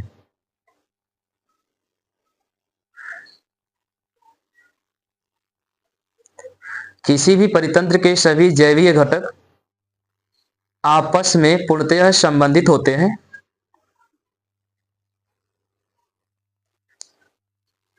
पूर्णतः संबंधित होते हैं। डायरेक्ट या इनडायरेक्ट, हम भी किसी न किसी पादप या पेड़ पौधे के ऊपर निर्भर है कि नहीं है? कैसे निर्भर है? अनाज, अनाज में अर्थात आप भोजन ग्रहण करते हैं ना, तो भोजन में पूरे वर्ष भर आप क्या खाते हैं? पूरे साल भर आप क्या खाते हैं? भाई दाल चावल रोटी सब्जी ही तो खाते हैं। तो दाल को प्राप्त करने के लिए किसी न किसी पौधे का इस्तेमाल किया गया कि नहीं किया गया है? चावल के लिए भी हमने पौधा लगाया था, आटा के लिए भी पौधा लगाया था। अर्थात हम चाहे डायरेक्ट हो या चाहे इनडायरेक्ट हो, हम कुछ पादपों पर ही निर्भर हैं। उन पादपों से हम उनके फलों को, बीजों को प्राप्त करते हैं और उन्हीं फलों और बीजों को साल भर खाते हैं। ठीक, अब वो चाहे आप जाके लूलू माल में खा लो, चाहे घरे चिपरी बना के खा ला। लूलू माल जो है एशिया का नंबर 1 क्या बोलते हैं रेस्टोरेंट है, आपके लखनऊ में है, इंटरनेशनल है, बहुत बड़ा। वहां की चाय भी 2 4 हजार की मिलेगी। हाँ, उसमें केकड़ा मिलेगा, मगरमच्छ, सब कुछ मिलेगा। इतने प्राणी मिलेंगे जितना आप नाम भी नहीं सुने होंगे, सब कुछ मिलेगा। ज्यादा दूर नहीं है, लखनऊ में तो है।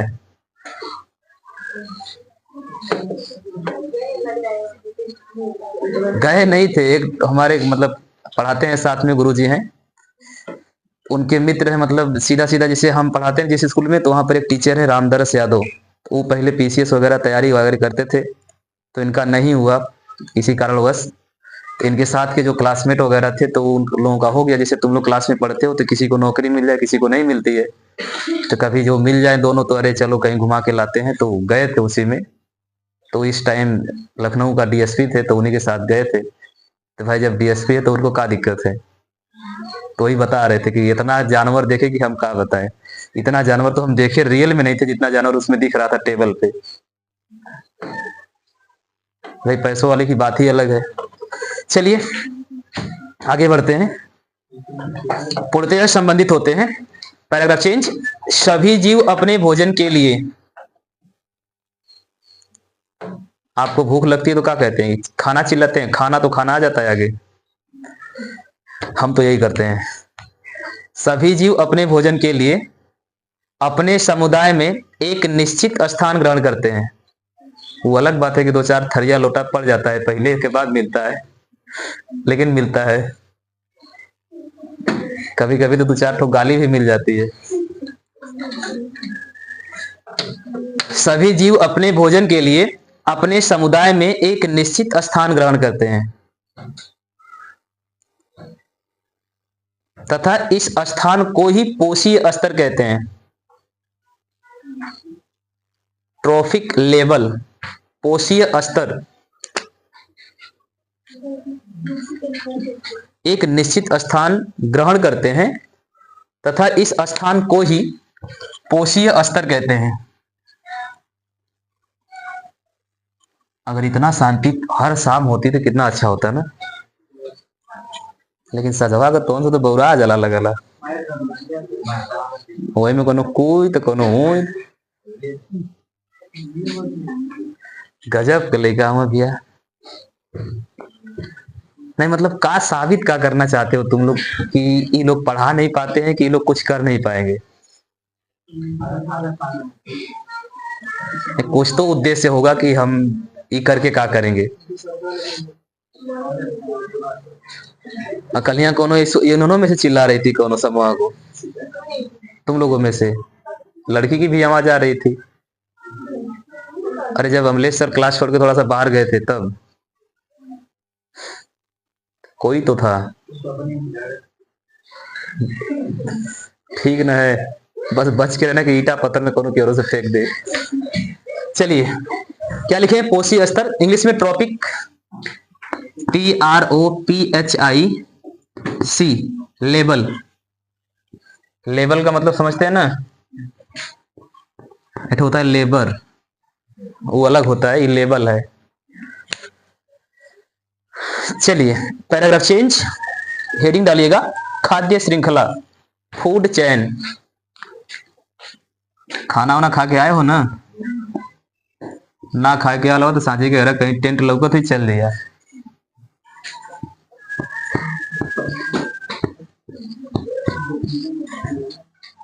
खाद्य श्रृंखला, फूड चेन,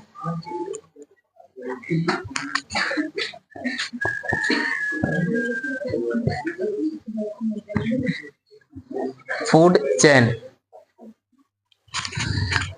2 घंटा चल जाना यार, 1:20 चला जाना। फूड चेन मतलब 1 घंटा 20 मिनट। कहा टाइम का पता नहीं चल रहा है क्या बैठे बैठे? कोनो बात ना है, आज तुम्हारे घर का कुछ व्यवस्था है तो चल चले हम लोग, अब वही ना है। चलिए लिखिएगा। हाँ कहा नहीं समझ में आ रहा है? पोषीय स्तर, देखो इसमें कह रहा है ना कि जैसे कोई जीव है अपनी समष्टि में रहता है कि नहीं रहता है? रहता है। तो वह जीव भोजन के लिए, अर्थात कोई भी जीव या जीवधारी जब किसी समष्टि में उपस्थित रहता है तो अपने भोजन के लिए वह कुछ न कुछ प्रयास करता है। हम अपने भोजन के लिए क्या करते हैं? तो हम अपने भोजन के लिए खेतों में अनाज उगाते हैं। उगाते हैं कि नहीं उगाते हैं? अर्थात हमारा जो लेवल है खेती करना है, यानी हम कृषि करते हैं, अर्थात किसान है। अगर हम किसान हैं तो जाहिर सी बात है कि हम खेती करेंगे, और खेती के द्वारा जो भी हम अनाज उगाएंगे उसी अनाज से हमें क्या मिलेगा, पोषक तत्व मिलेगा, अर्थात हमें भोजन मिलेगा। तो जिस काम को हम करेंगे, हम खेती करते हैं, खेती से अनाज उगाते हैं और उसी अनाज को हम ग्रहण करते हैं, यानी हमारा जो लेवल है, हमारा जो स्तर है वो कृषि योग्य है। हम खेती करके अपना जीवन यापन करते हैं। तो जाहिर सी बात है कि जहां पर हम हैं, जहां पर हम है ना, वही हमारा क्या है, स्तर है, और उसी स्तर पर हमें क्या मिल जाता है, भोजन। जो काम हम करते हैं उस काम से हमें क्या मिलता है, या तो कुछ धनराशि मिलेगी या तो हमें भोजन मिलेगा। अगर धनराशि भी हमें प्राप्त होगी, कुछ लाभ भी मिलेगा, तो उस लाभ के बदले हमें भोजन ही तो चाहिए। हम कोई भी काम करते हैं तो केवल अपना पेट भरने के लिए। आप कुछ भी करते हैं, कुल मिला जुला के एक ही उद्देश्य है कि खाना को खाना है, चाहे भीख मांग के खा ले, चाहे खरीद के खा ले। क्लियर? सबका एक उद्देश्य है। खूब ढेर सारा पैसा होगा, खूब बढ़िया से खाएंगे, नहीं पैसा होगा भीख मांग के खाएंगे, लेकिन खाएंगे जरूर। एक ही उद्देश्य है। नहीं समझ में आया? एक बार पढ़ो, देखो इसमें क्या कह रहा है। कह रहा है कि सभी जीव अपने भोजन के लिए अपने समुदाय के एक निश्चित स्थान, अपने समुदाय में, हमारा समुदाय क्या है, हम पूरे मानव एक ही समुदाय के जीव हैं, और हम लोग कहीं ना कहीं एक निश्चित स्थान पर हैं। कोई बहुत ज्यादा गरीब है, कोई थोड़ा सा अमीर है, कोई मिडिल क्लास है, थोड़ा कोई अपर मिडिल क्लास है। मिडिल क्लास भी दो प्रकार का होता है, एक एकदम से गरीब वाला मिडिल होता है, एक थोड़ा सा नॉर्मल मिडिल होता है, जो ना तो गरीब होता है ना तो अमीर होता है। महीने की तनख्वाह आ जाती है तो अपने आप को अंबानी समझ लेता है, और धीरे धीरे जब तनख्वाह खत्म हो जाती है तो भिखारी समझ लेता है। वो होता है मिडिल क्लास। क्लियर? और कुछ थोड़ा लेवल में होते हैं तो थोड़ा बैकअप रखे रहते हैं कि अगर एक आध महीना तनख्वाह नहीं भी आई तो बिरयानी बनेगी, तो वो थोड़ा अपर मिडिल क्लास होते हैं, उनका एक स्थान है। क्लियर? और वहीं से वो अपना पोषक क्या करते हैं, ग्रहण करते हैं। अब भिखारी है बेचारा, तो अगर वो भीख नहीं मांगा तो उसे खाना कहाँ से मिलेगा। किसान है, अगर खेती नहीं करेगा तो उसे अनाज कहाँ से मिलेगा। बिजनेसमैन है, अगर वो अपना बिजनेस नहीं करेगा तो उसे खाना कहाँ से मिलेगा। हम टीचर अगर पढ़ाएंगे नहीं तो पैसा कहाँ से मिलेगा। सिंपल। यानी हम जो काम करते हैं उसी काम से हमें भोजन मिलता है। यही हमारा क्या है, स्तर है। ठीक है? तुम्हारा काम है कि रोज 2 बात सुनना और 1 थाली खाना। तो जाहिर सी बात है कि 2 बात सुनेंगे, उसके बाद ही खाना मिलेगा, वही हमारा लेवल है। हाई काम ना भल, हाउ काम ना भल। सामंजस्य मतलब सामंजस्य स्थापित, संतुलन बनाए रखना। अगर प्राकृतिक में किसी भी अजैविक या जैविक तत्वों की मात्रा बढ़ जाती है तो उसकी मात्रा को घटाना भी तो पड़ेगा। अगर नहीं घटाएंगे तो हो सकता है कि वह पारिस्थितिक तंत्र पूरी तरह से नष्ट हो जाए। तो पारिस्थितिक तंत्र का कार्य यह होता है कि जैविक और अजैविक घटकों के बीच सामंजस्य को स्थापित करना। किसी एक को बढ़ाना है तो किसी एक को घटाना नहीं है, दोनों को पैरेलल लेके चलना है। थोड़ा बहुत अंतर हो सकता है, थोड़ा सा कोई ज्यादा हो जाए, थोड़ा सा कोई कम हो जाए, लेकिन ज्यादा का गैप हो जाएगा तो दिक्कत हो जाएगी। अगर नदी का पानी थोड़ा सा बढ़ेगा तो ठीक है, ज्यादा बढ़ जाएगा तो विनाश कर देगा, फसलें नष्ट हो जाएंगी। साम्यवता का मतलब होता है सामंजस्य स्थापित करना। जो हम कह रहे हैं तुम हमारी बात को समझ पा रही हो, अर्थात हम तुमसे सामंजस्य स्थापित कर पा रहे हैं, अपनी बातों को अच्छे से समझा पा रहे हैं, और तुम हमारी बातों को समझ पा रहे हो, यही तुम्हारा क्या है, सामंजस्य है। सामंजस्य का मतलब सीधा सीधा संतुलन बनाए रखना, बैलेंस बनाए रखना। अभी ना समझ में आया? नहीं आया? खाना वाना खा के आई है कि नहीं? कोई नहीं, हम ज्यादा नहीं, 4-5 रोटी और 1 थरिया दाल भात खा के आए हैं। चलिए, खाद्य श्रृंखला लिखिएगा। जीवों में भोजन प्राप्ति के लिए, कुछ ज्यादा नहीं है, तुम ज्यादा ध्यान दे रही हो उस पर, थोड़ा सा हल्का सा टॉपिक है, ज्यादा गहराई में जाओगी तो बात गड़बड़ा जाएगी। जीवों में भोजन की प्राप्ति के लिए कुछ बातों को यूं ही सुन के निकाल देना चाहिए। जीवों में भोजन प्राप्ति के लिए आपसीय संबंध बने होते हैं। आपसीय संबंध बने होते हैं।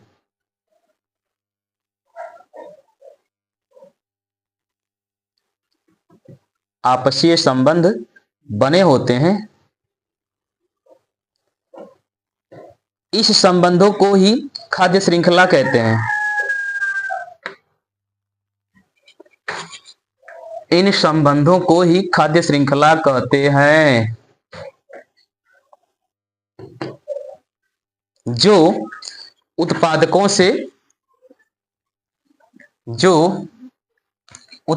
से सर्वोच्च उपभोक्ताओं की ओर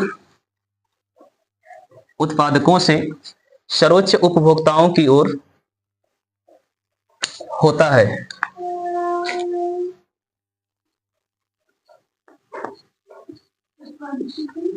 सर्वोच्च उपभोक्ताओं की ओर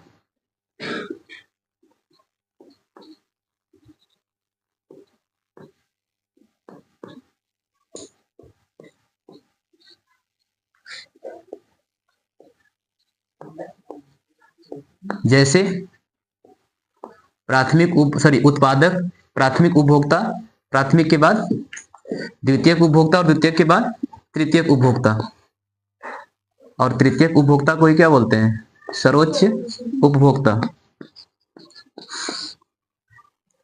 क्लियर? जैसे एक पौधा होगा, उस पौधे को खरगोश खाएगा। एक पादप है, पादप या दूब घास जो भी है, पादप को मान लेते हैं क्या खा लिया? खरगोश खा लिया या टिड्डा खा लिया। टिड्डा बोले तो हाँ, टिड्डा का लिखते हैं फितिंगी, जो गेहूं खा रही है सब, टिड्डा। और टिड्डा के बाद क्या है? टिड्डा को कौन खाएगा? मेढक या चूहा भी खा सकता है। हाँ, चूहा खा सकता है। और चूहा को हाँ नहीं, चूहा पानी नहीं पीता। चूहा जिस भोजन को ग्रहण करता है उसी से पानी की मात्रा को एब्जॉर्ब कर लेता है। कहिया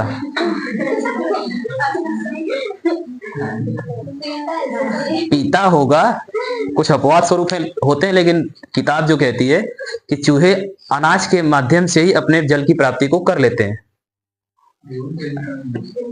कहाँ पीता है?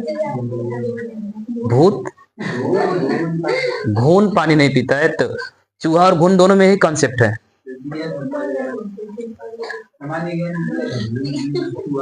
चूहा नहीं किया था, लेकिन हम तुमको दिखाएंगे। एक कक्षा 11 में किताब एक जगह पॉइंट है जिसमें कहता है कि चूहा अपने जिस भोजन को ग्रहण करता है, पोषक तत्व को ग्रहण करता है, उसी से पानी का मात्रा एब्जॉर्ब कर लेता है। नहीं तो चूहा को पानी पीते तो हम ना देखे हैं, शायद अर्चना कहीं देख ली। कहाँ देख ली? जब भैंस को पानी पिला रही थी तब। तो वही बल्टिया में आके कूद गया ना। चलिए इसको नोट कर लीजिए भाई, उसके नीचे इसको नोट कर लीजिए हो, उत्पादक, उपभोक्ता, द्वितीयक उपभोक्ता, तृतीयक। जगह नहीं थी तो हमने नंबरिंग कर दिया। उसके नीचे एग्जाम्पल, जैसे पादप से टिड्डा, टिड्डा से क्या है? चूहा, और चूहा से कर लेना बाज। ठीक है?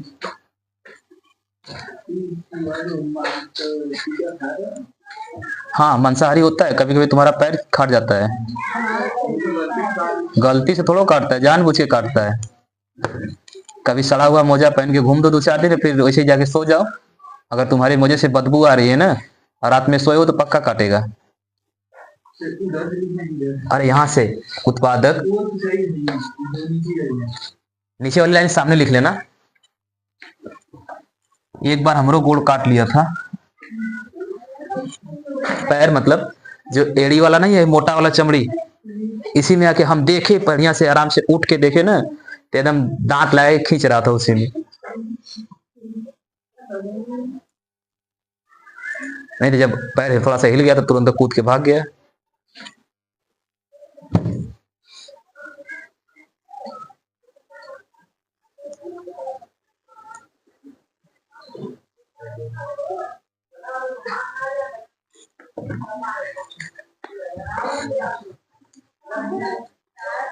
हो गया?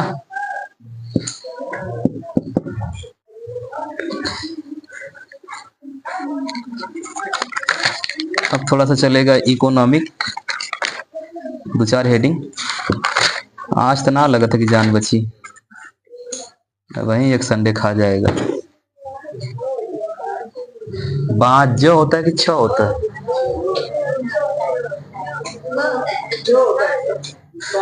अच्छा है ने कि हम गिद्ध लिख देते हैं।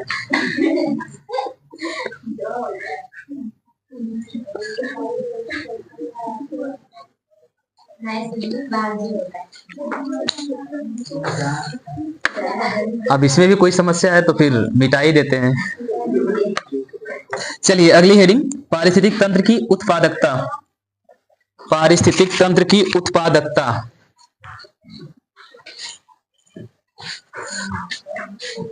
कुछ लेकर आना चाहिए था तुम लोगों को खाने के लिए, चूरा उरा भूज के ले आओगे चादर। अपन ये खैले से फुर्सत ना है।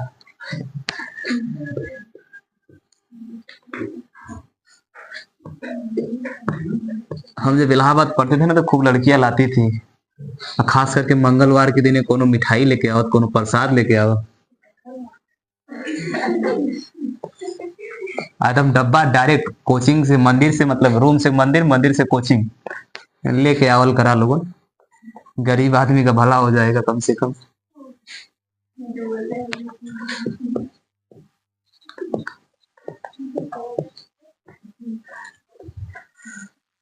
अगर पूरी क्लास में एकता हो जाए ना तो फिर कुछ फायदे कुछ नुकसान भी होते हैं।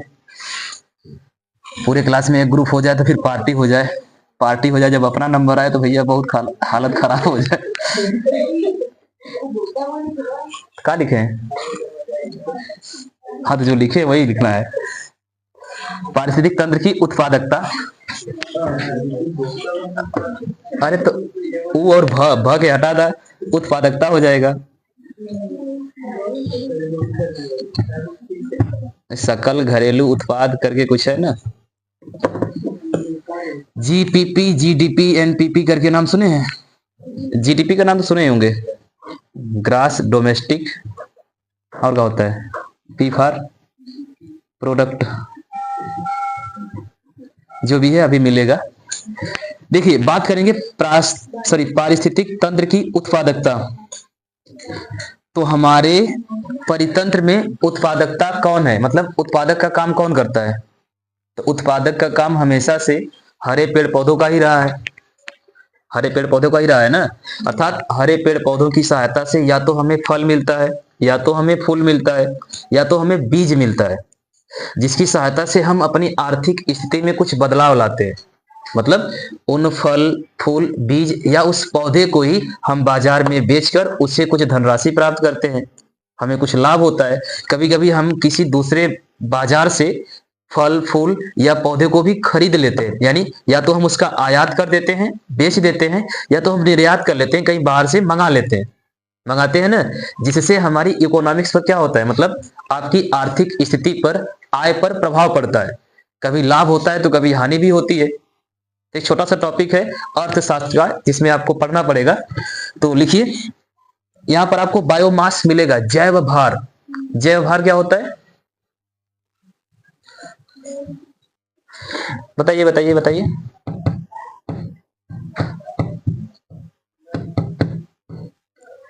नहीं पता? अभी गांव में किसी के पास खेत बहुत ज्यादा है, लेकिन काम करने वालों की संख्या बहुत कम है। कोनो के 5-6 बीघा खेत है, लेकिन दुइये परानी है वो। दिन भर बेचारा अपन लेके टाली और मेहरारू लेके ठिठिरा होता खेते में, आटी बांध रहा है। उसके ऊपर जैव भार ज्यादा है कि नहीं है? और किसी के पास 1-2 बीघा है लेकिन 5-7 गो है, तो आनी नहीं गए ना, सवेरे साले पूरा लेके चली ना वापस। उनके ऊपर जैव भार क्या है? कम। यानी सीधा सीधा वही जो पोषक तत्व है जिसे हमें भोजन मिल रहा है, तो कहीं कहीं पर किसी समष्टि में व्यष्टियों की संख्या ज्यादा है, जीवधारियों की संख्या ज्यादा है, लेकिन क्षेत्र की संख्या क्या है? कम है। कहीं कहीं पर व्यष्टियों की संख्या कम है, लेकिन क्षेत्र की संख्या क्या है? ज्यादा है। अर्थात जहां पर अगर क्षेत्रफल ज्यादा है, व्यष्टियां कम है, तो उनका जैव भार अधिक होगा, उनके ऊपर प्रेशर ज्यादा होगा, काम करना ज्यादा पड़ेगा बाकियों की अपेक्षा। जहां पर व्यष्टियों की संख्या ज्यादा है और क्षेत्र कम है, तो वहां पर लोगों को कम काम करना पड़ेगा, क्योंकि क्षेत्रफल कम है तो काम कम है कि नहीं है? तो लिखिएगा, किसी भी परितंत्र की क्रियाशीलता, ये गांव में अक्सर होता है। हमारे यहाँ तो एक बगल में है आंटी जी लगेंगे, वो तो एकदम अभी धान भैल रहे तले काटे शुरू, लेके दतारी बच जाइए, खेतों में घूम के चले एक बात। तो फिर गा वो अपने घर वाले गाली देंगे कि खाली सुता था 6 बजे ले, दुनिया का कटाए गल, खैले का ख्याल ना, हम रह तो खाए के ना मिली, तो एक बाद अपने आप द्वार नींद खुल जाई और तुम दतारी उठा के जाके कटवा, बिना कहले सुन कटा जाई। चलिए, किसी भी परितंत्र की क्रियाशीलता व स्थिरता बनाए रखने के लिए किसी भी परितंत्र की क्रियाशीलता व स्थिरता बनाए रखने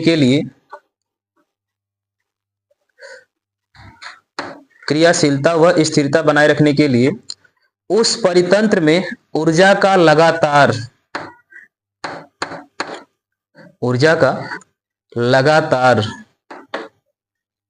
निवेश होता रहना चाहिए। निवेश मतलब बहुत मोबाइल में प्रचार आता है कि यार क्या करें, अपना पैसा कहाँ लगाएं, म्यूचुअल फंड में लगाएं या कहाँ लगाएं। निवेश मतलब क्या होता है, हम कुछ लागत लगाएं और उसके बदले में हमें अपने लागत से ज्यादा फायदा मिले। जैसे हम कुछ पैसा बैंक में जमा करें, 2-4, 10,000, 20,000, तो बदले में बैंक हमें 25,000 यानी 2-4, 5,000 एक्स्ट्रा दे। यानी हम कुछ निवेश करें तो हमें हमारा जो मूलधन है वो तो मिले ही मिले, उसके बदले में कुछ हमें लाभ भी मिले, वही निवेश कहलाता है। ठीक है, तो यहां पर क्या हो रहा है कि किसी भी परितंत्र की क्रियाशीलता व स्थिरता बनाए रखने के लिए उस परितंत्र में ऊर्जा का लगातार निवेश होता रहना चाहिए।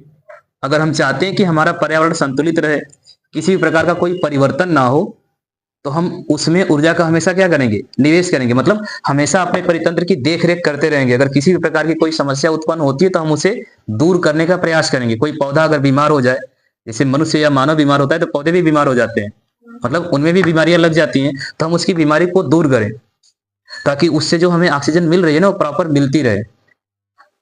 बात समझ में आई? वही कह रहा है, निवेश होता रहना चाहिए। कभी कभी जैसे आप फसल उगाते हैं, जैसे गेहूं धान में रोग लग जाता है तो हम तुरंत कीटनाशकों का छिड़काव करते हैं। अगर हम कीटनाशकों का छिड़काव नहीं करेंगे तो हमारी पूरी की पूरी फसल बर्बाद हो जाएगी। अब पूरी की पूरी फसल अगर नष्ट हो जाएगी तो हम खाएंगे क्या? बात समझ में आई? लिखिए, निवेश होता रहना चाहिए ताकि खाद्य पदार्थों का संश्लेषण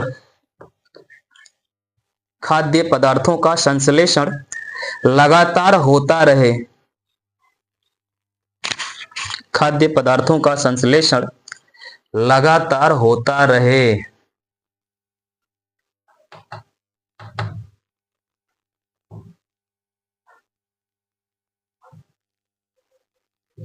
पैराग्राफ चेंज। यह खाद्य पदार्थ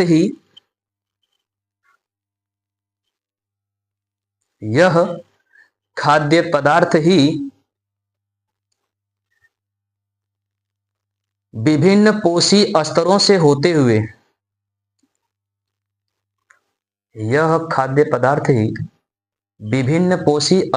होते हुए मतलब जैसे उत्पादक से प्राथमिक उपभोक्ता, प्राथमिक से द्वितीयक, द्वितीयक से तृतीयक और तृतीयक से अपघटक। तो विभिन्न पोषी स्तर हो गए, उत्पादक, प्राथमिक, द्वितीयक, तृतीयक, अपघटक, अलग अलग हुए कि नहीं हुए? वही कह रहा है कि विभिन्न पोषी स्तरों से होते हुए सभी उपभोक्ताओं तक पहुंचते हैं। सभी उपभोक्ताओं तक पहुंचते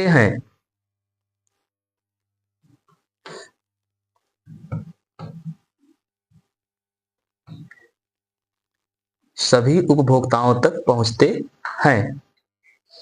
इसी के थ्रू हम लोग पढ़ेंगे एक लिंडेमान का नियम या 10% का नियम या दशांश का नियम, जिसमें हम बताएंगे कि अगर कोई पौधा पृथ्वी से, मान लेते हैं कि जब वह सूर्य का प्रकाश लेकर प्रकाश संश्लेषण की क्रिया करता है तो अपने अंदर 100% ऊर्जा को स्टोर कर लेता है। लेकिन उसी पौधे को प्राथमिक उपभोक्ता जब ग्रहण करता है, खाता है, तो उस 100% का कितना प्रतिशत उसे ऊर्जा मिलता है? तो 10% मिलता है। तो बाकी 90% का क्या हुआ? तो बाकी 90% का हास्य हो गया। हास्य का मतलब जब वह प्राथमिक उपभोक्ता उस पौधे को खा रहा है, चबा रहा है, तो खाने और चबाने में उष्मा भी तो लग रही है, ऊर्जा लग रही है कि नहीं लग रही है? तो उसको खाने और चबाने और पचाने में 90% का क्या हो जा रहा है? हास्य हो जा रहा है, अर्थात केवल उसे 10% मिल रहा है। फिर अगर उसी प्राथमिक उपभोक्ता को कोई द्वितीयक उपभोक्ता का प्राणी मार के खा जाए, शिकार करके खा जाए, तो जो पौधे से इसे 10% ऊर्जा मिली थी, वही ऊर्जा द्वितीयक उपभोक्ता को यहाँ का जो 10% है, इसका 10% उसे मिलेगा। यानी 100% ऊर्जा यहाँ थी तो 10% प्राथमिक उपभोक्ता को मिली। जैसे अगर एक पादप है, इस पादप में अगर मान लेते हैं कि 1000% ऊर्जा है, अगर इसका हम उपभोग करते हैं, अगर हम प्राथमिक उपभोक्ता हैं, तो प्राथमिक उपभोक्ता को कितना मिलेगा, तो इस 1000 का कितना प्रतिशत, 10%। इस 1000 का 10%, यानी इसे मिलेगा 100%। क्लियर। अब इस 100% का अगर इस प्राथमिक उपभोक्ता का शिकार कोई द्वितीयक उपभोक्ता प्राणी कर ले, अगर इसका उपभोग कोई द्वितीयक उपभोक्ता वाला करता है तो उसको कितना मिलेगा, तो इसको मिलेगा इस 100 का 10%। कितना मिलेगा, इस 100 का 10%, अर्थात इसे मिलेगा केवल 10। अगर इस द्वितीयक उपभोक्ता का शिकार एक तृतीयक उपभोक्ता करता है, कौन करता है, तृतीयक उपभोक्ता करता है, तो उसे कितना मिलेगा, तो उसे इस 10 का कितना मिलेगा, 1%। कितना प्रतिशत, 1%। यानी विभिन्न पोषी स्तरों से होते हुए ऊर्जा, देखिए यहां पर ऊर्जा की मात्रा कितनी है, मान लेते हैं कि 1000 किलो जूल है। 1000 क्या है, किलो जूल है। किलो कैलोरी होता है कि जूल होता है, किलो कैलोरी होता है। के फॉर किलो, सीएल फॉर जो भी है। 1000 किलो कैलोरी अगर इसके पास ऊर्जा है, तो इस पौधे का उपभोग अगर प्राथमिक उपभोक्ता करता है तो इसको कितना मिलेगा, तो 1000 का 10% यानी 100%। अब इस प्राथमिक उपभोक्ता का उपभोग द्वितीयक उपभोक्ता करता है, तो इसको इस 1000 का तो इसे 10% मिला, यानी 100 किलो कैलोरी ऊर्जा इसे मिली। अब इस 100 किलो कैलोरी का 10% किसे मिलेगा, द्वितीयक उपभोक्ता को। तो 100 का 10% कितना हो जाएगा, 10 किलो कैलोरी, यानी 10 किलो कैलोरी इसे मिली। अब इस द्वितीयक उपभोक्ता का उपभोग कौन करेगा, तृतीयक उपभोक्ता। तो इस 10% का 10%, यानी इस 10 किलो जूल की ऊर्जा इसे केवल 10% ही मिलेगी। अगर इसके पास 10 किलो जूल ऊर्जा है तो इसका उपभोग जब तृतीयक करेगा तो इसे इस 10 का केवल 1% यानी 1 किलो कैलोरी ऊर्जा मिलेगी। यानी एक ही ऊर्जा यहां पर 1000 है, यहां पर 100 है, यहां पर 10 है, वहां पर 1 है। बात समझ में आई। चलिए आगे, विभिन्न पोषी स्तरों से होते हुए भी सभी उपभोक्ताओं तक पहुंचते हैं। इस प्रकार किसी भी परितंत्र के लिए, इस प्रकार किसी भी परितंत्र के लिए, यही मतलब इंपॉर्टेंट लाइन है इसमें, इसको चाहो तो क्या बोलते हैं, डबल इनवर्टेड कॉमा में लिख लेना इस लाइन को। इस प्रकार किसी भी परितंत्र के लिए जैव मात्रा व जैव भार,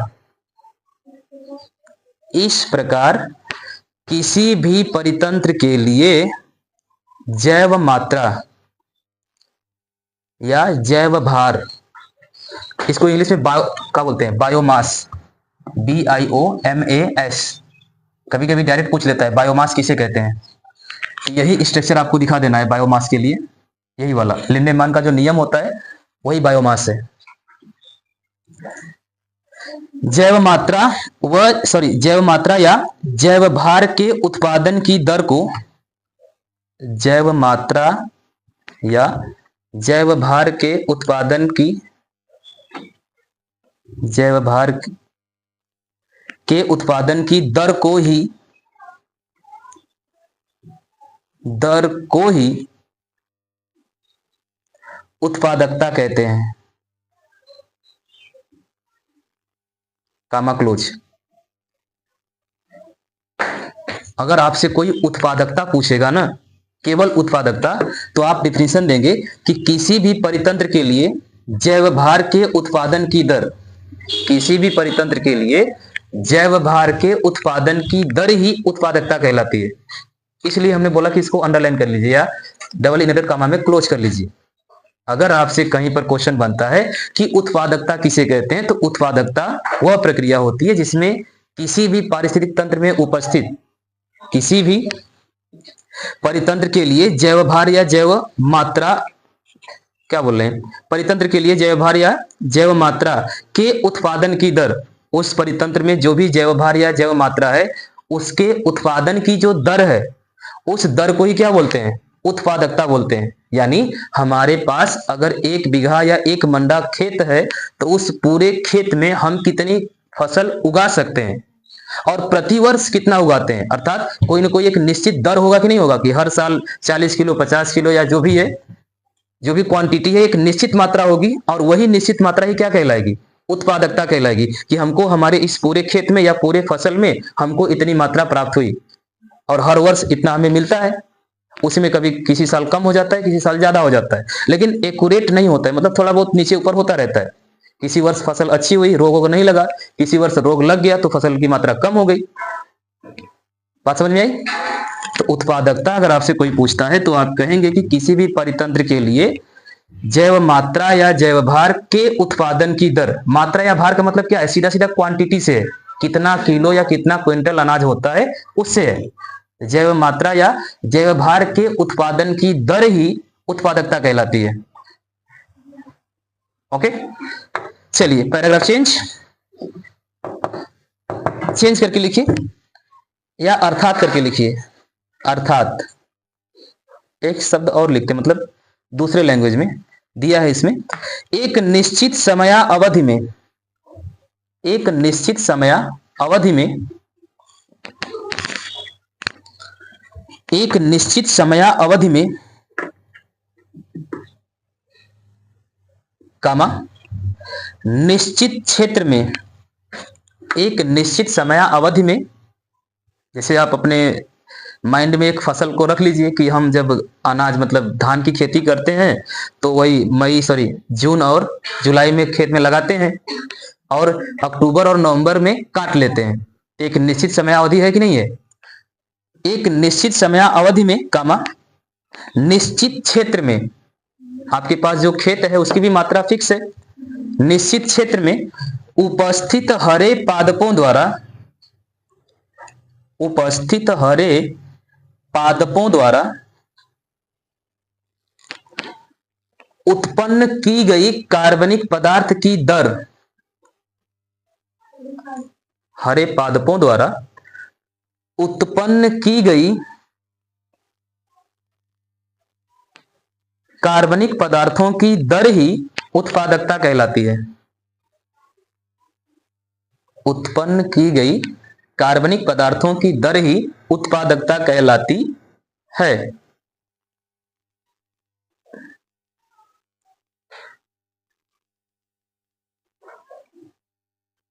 ओके,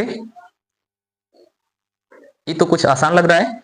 एक निश्चित समय है, निश्चित क्षेत्रफल है, और उस निश्चित समय निश्चित क्षेत्रफल में हरे पादपों द्वारा जो भी कार्बनिक पदार्थ का निर्माण हो रहा है वही क्या है? प्राथमिक उत्पादकता। जैसे हमारी फसलें हैं, हमारा जो खेत है वो फिक्स है कि भाई 2 बीघा, 4 बीघा, 5 बीघा जो भी है, निश्चित क्वांटिटी है कि 5 बीघे में हर साल कितना अनाज होता है वो भी हम जानते हैं, और एक निश्चित समय में होता है। जैसे गेहूं की फसल निश्चित समय में होती है, धान की निश्चित समय में होती है, दलहनी फसलें भी निश्चित समय में होती हैं। वही आपकी क्या है? उत्पादकता है। ओके, इसे पैराग्राफ चेंज। बोर नहीं ना हो रहे हैं? भूख लगत है वो अलग बात है, लेकिन और इसके अलावा कुछ ना हो रहा है कि मतलब ना पढ़ के मन करत है, ना मन करत है, ऐसा कुछ फील हो रहा है तो बताओ। उसके लिए क्या करेंगे? बंद कर देंगे और क्या करेंगे? 12:30 बजे। हाँ भैया, हार मान लेला मदवा। चला, इसे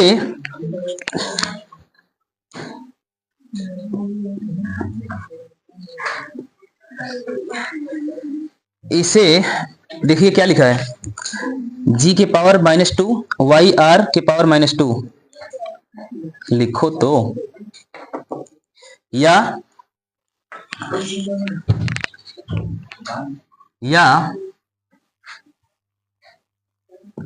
अब हम कुछ ना कुछ लिख ही रहे हैं, लेकिन क्या लिख रहे हैं अब कैसे बताएं?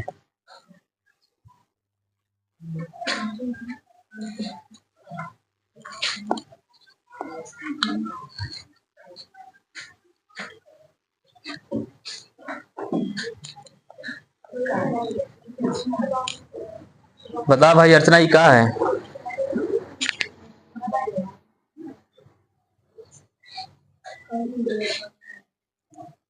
कोई तो बताओ।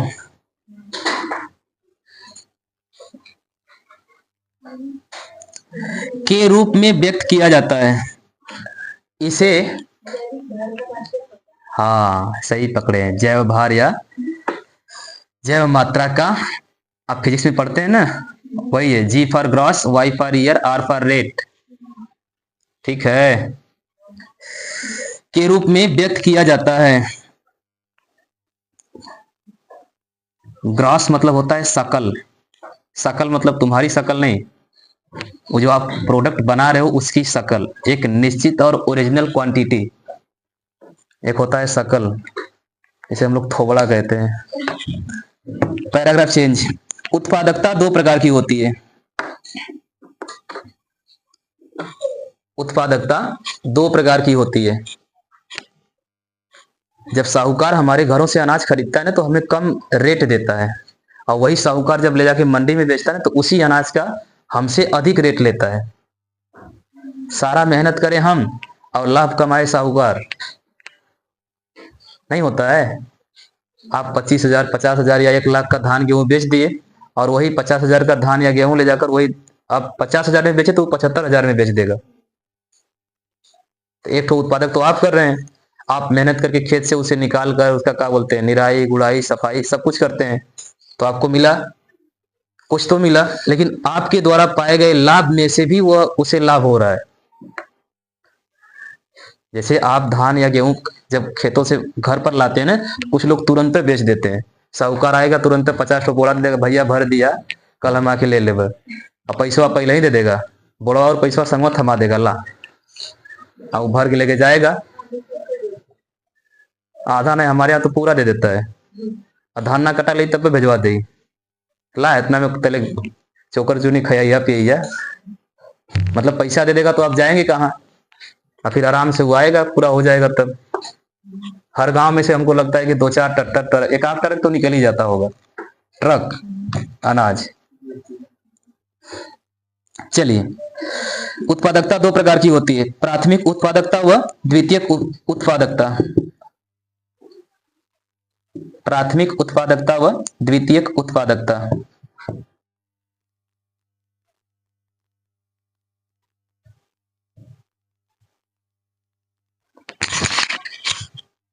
क्लियर? हेडिंग डालिए प्राथमिक उत्पादकता।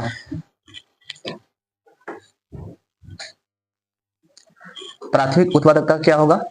जिसमें हम डायरेक्ट पादपों से अनाज को क्या करेंगे, ग्रहण करेंगे। तो क्या केवल पेड़ पौधे से हमें अनाज ही मिलता है कि और कुछ भी मिलता है? तो पेड़ पौधे से हमें रेशा भी मिलता है। रेशा, जो आप कपड़ा पहने हैं ना, इसको भी बनाने के लिए हम पेड़ पौधों का इस्तेमाल कर सकते हैं, उनके छिलके का, उनके पत्तियों का, उनके जड़ों का, उनके फलों का, फूलों का। तो जरूरी नहीं कि केवल पादपों के द्वारा अनाज या फल ही हमें प्राप्त हो, पादपों से हमें रेशे भी मिलते हैं, और उस रेशे से हम वस्त्र भी बनाते हैं, बहुत सारी वस्तुओं का निर्माण करते हैं। उन फलों से हमें धातुएं भी मिल जाती हैं। जैसे धातु ना मिलेगा, लोहा ना मिलता है, फल की खाइए, फल की में धातु ना है, लोहा है। अब ले जाके चुंबक सटाओगी पालक में तो चपकेगा, होता है लेकिन मात्रा थोड़ी कम रहती है। चलिए तो लिखिएगा, प्राथमिक उत्पादकता, प्राइमरी प्रोडक्टिविटी, प्रोडक्टिविटी, बस इसको कर लीजिए, छोड़ देते हैं, ज्यादा उथल पुथल ना होगा, नहीं तो चलें 4 बजे तक, क्या दिक्कत है। उत्पादकों, लिखिएगा प्राथमिक उत्पादकता, उत्पादकों अर्थात हरे पेड़ पौधों द्वारा, हरे पेड़ पौधों द्वारा, हाँ तो माइको का बैटरी आज मेहनत किया है। हरे पेड़ पौधों द्वारा कार्बनिक पदार्थों के उत्पादन की दर, कार्बनिक पदार्थों के उत्पादन की दर को ही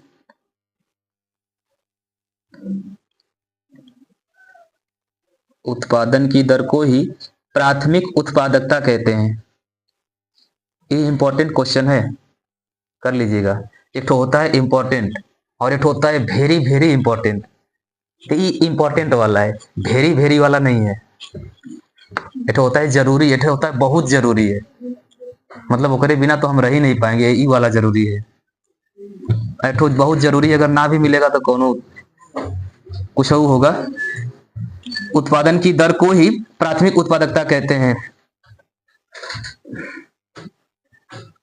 ठीक है, इसमें मुख्यतः हरे पेड़ पौधे, जीवाणु, इसमें मुख्यतः हरे पेड़ पौधे जीवाणु, हरे पेड़ पौधे जीवाणु व पादप प्लवकों का प्रमुख योगदान है, व पादप प्लवकों का प्रमुख योगदान है।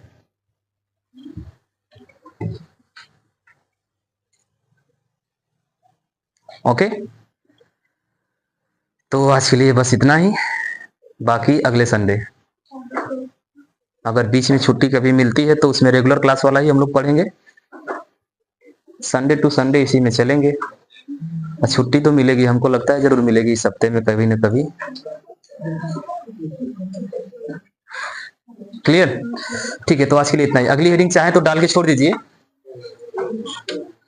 या रहने ही दो, नहीं तो अगर जगह है तो लिख लो।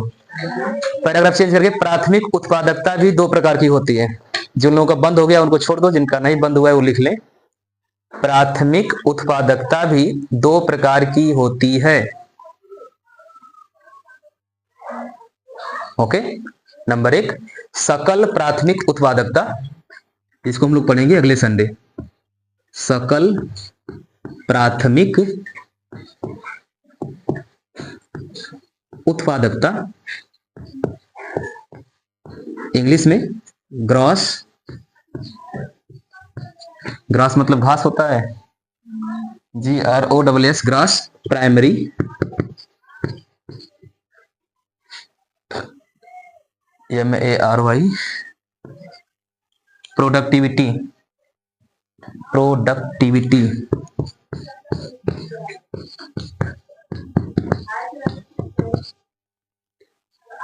प्रोडक्टिविटी क्या लिखा है, कैसे लिखेगा वो? डबल टी रहेगा कि VITY?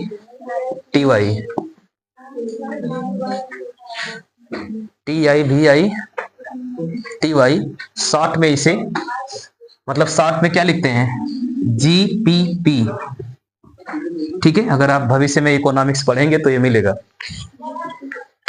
GPP, NPP, NDP, GDP सब कुछ मिलेगा। Gross primary productivity. आज के लिए इतना ही, बाकी अगले संडे।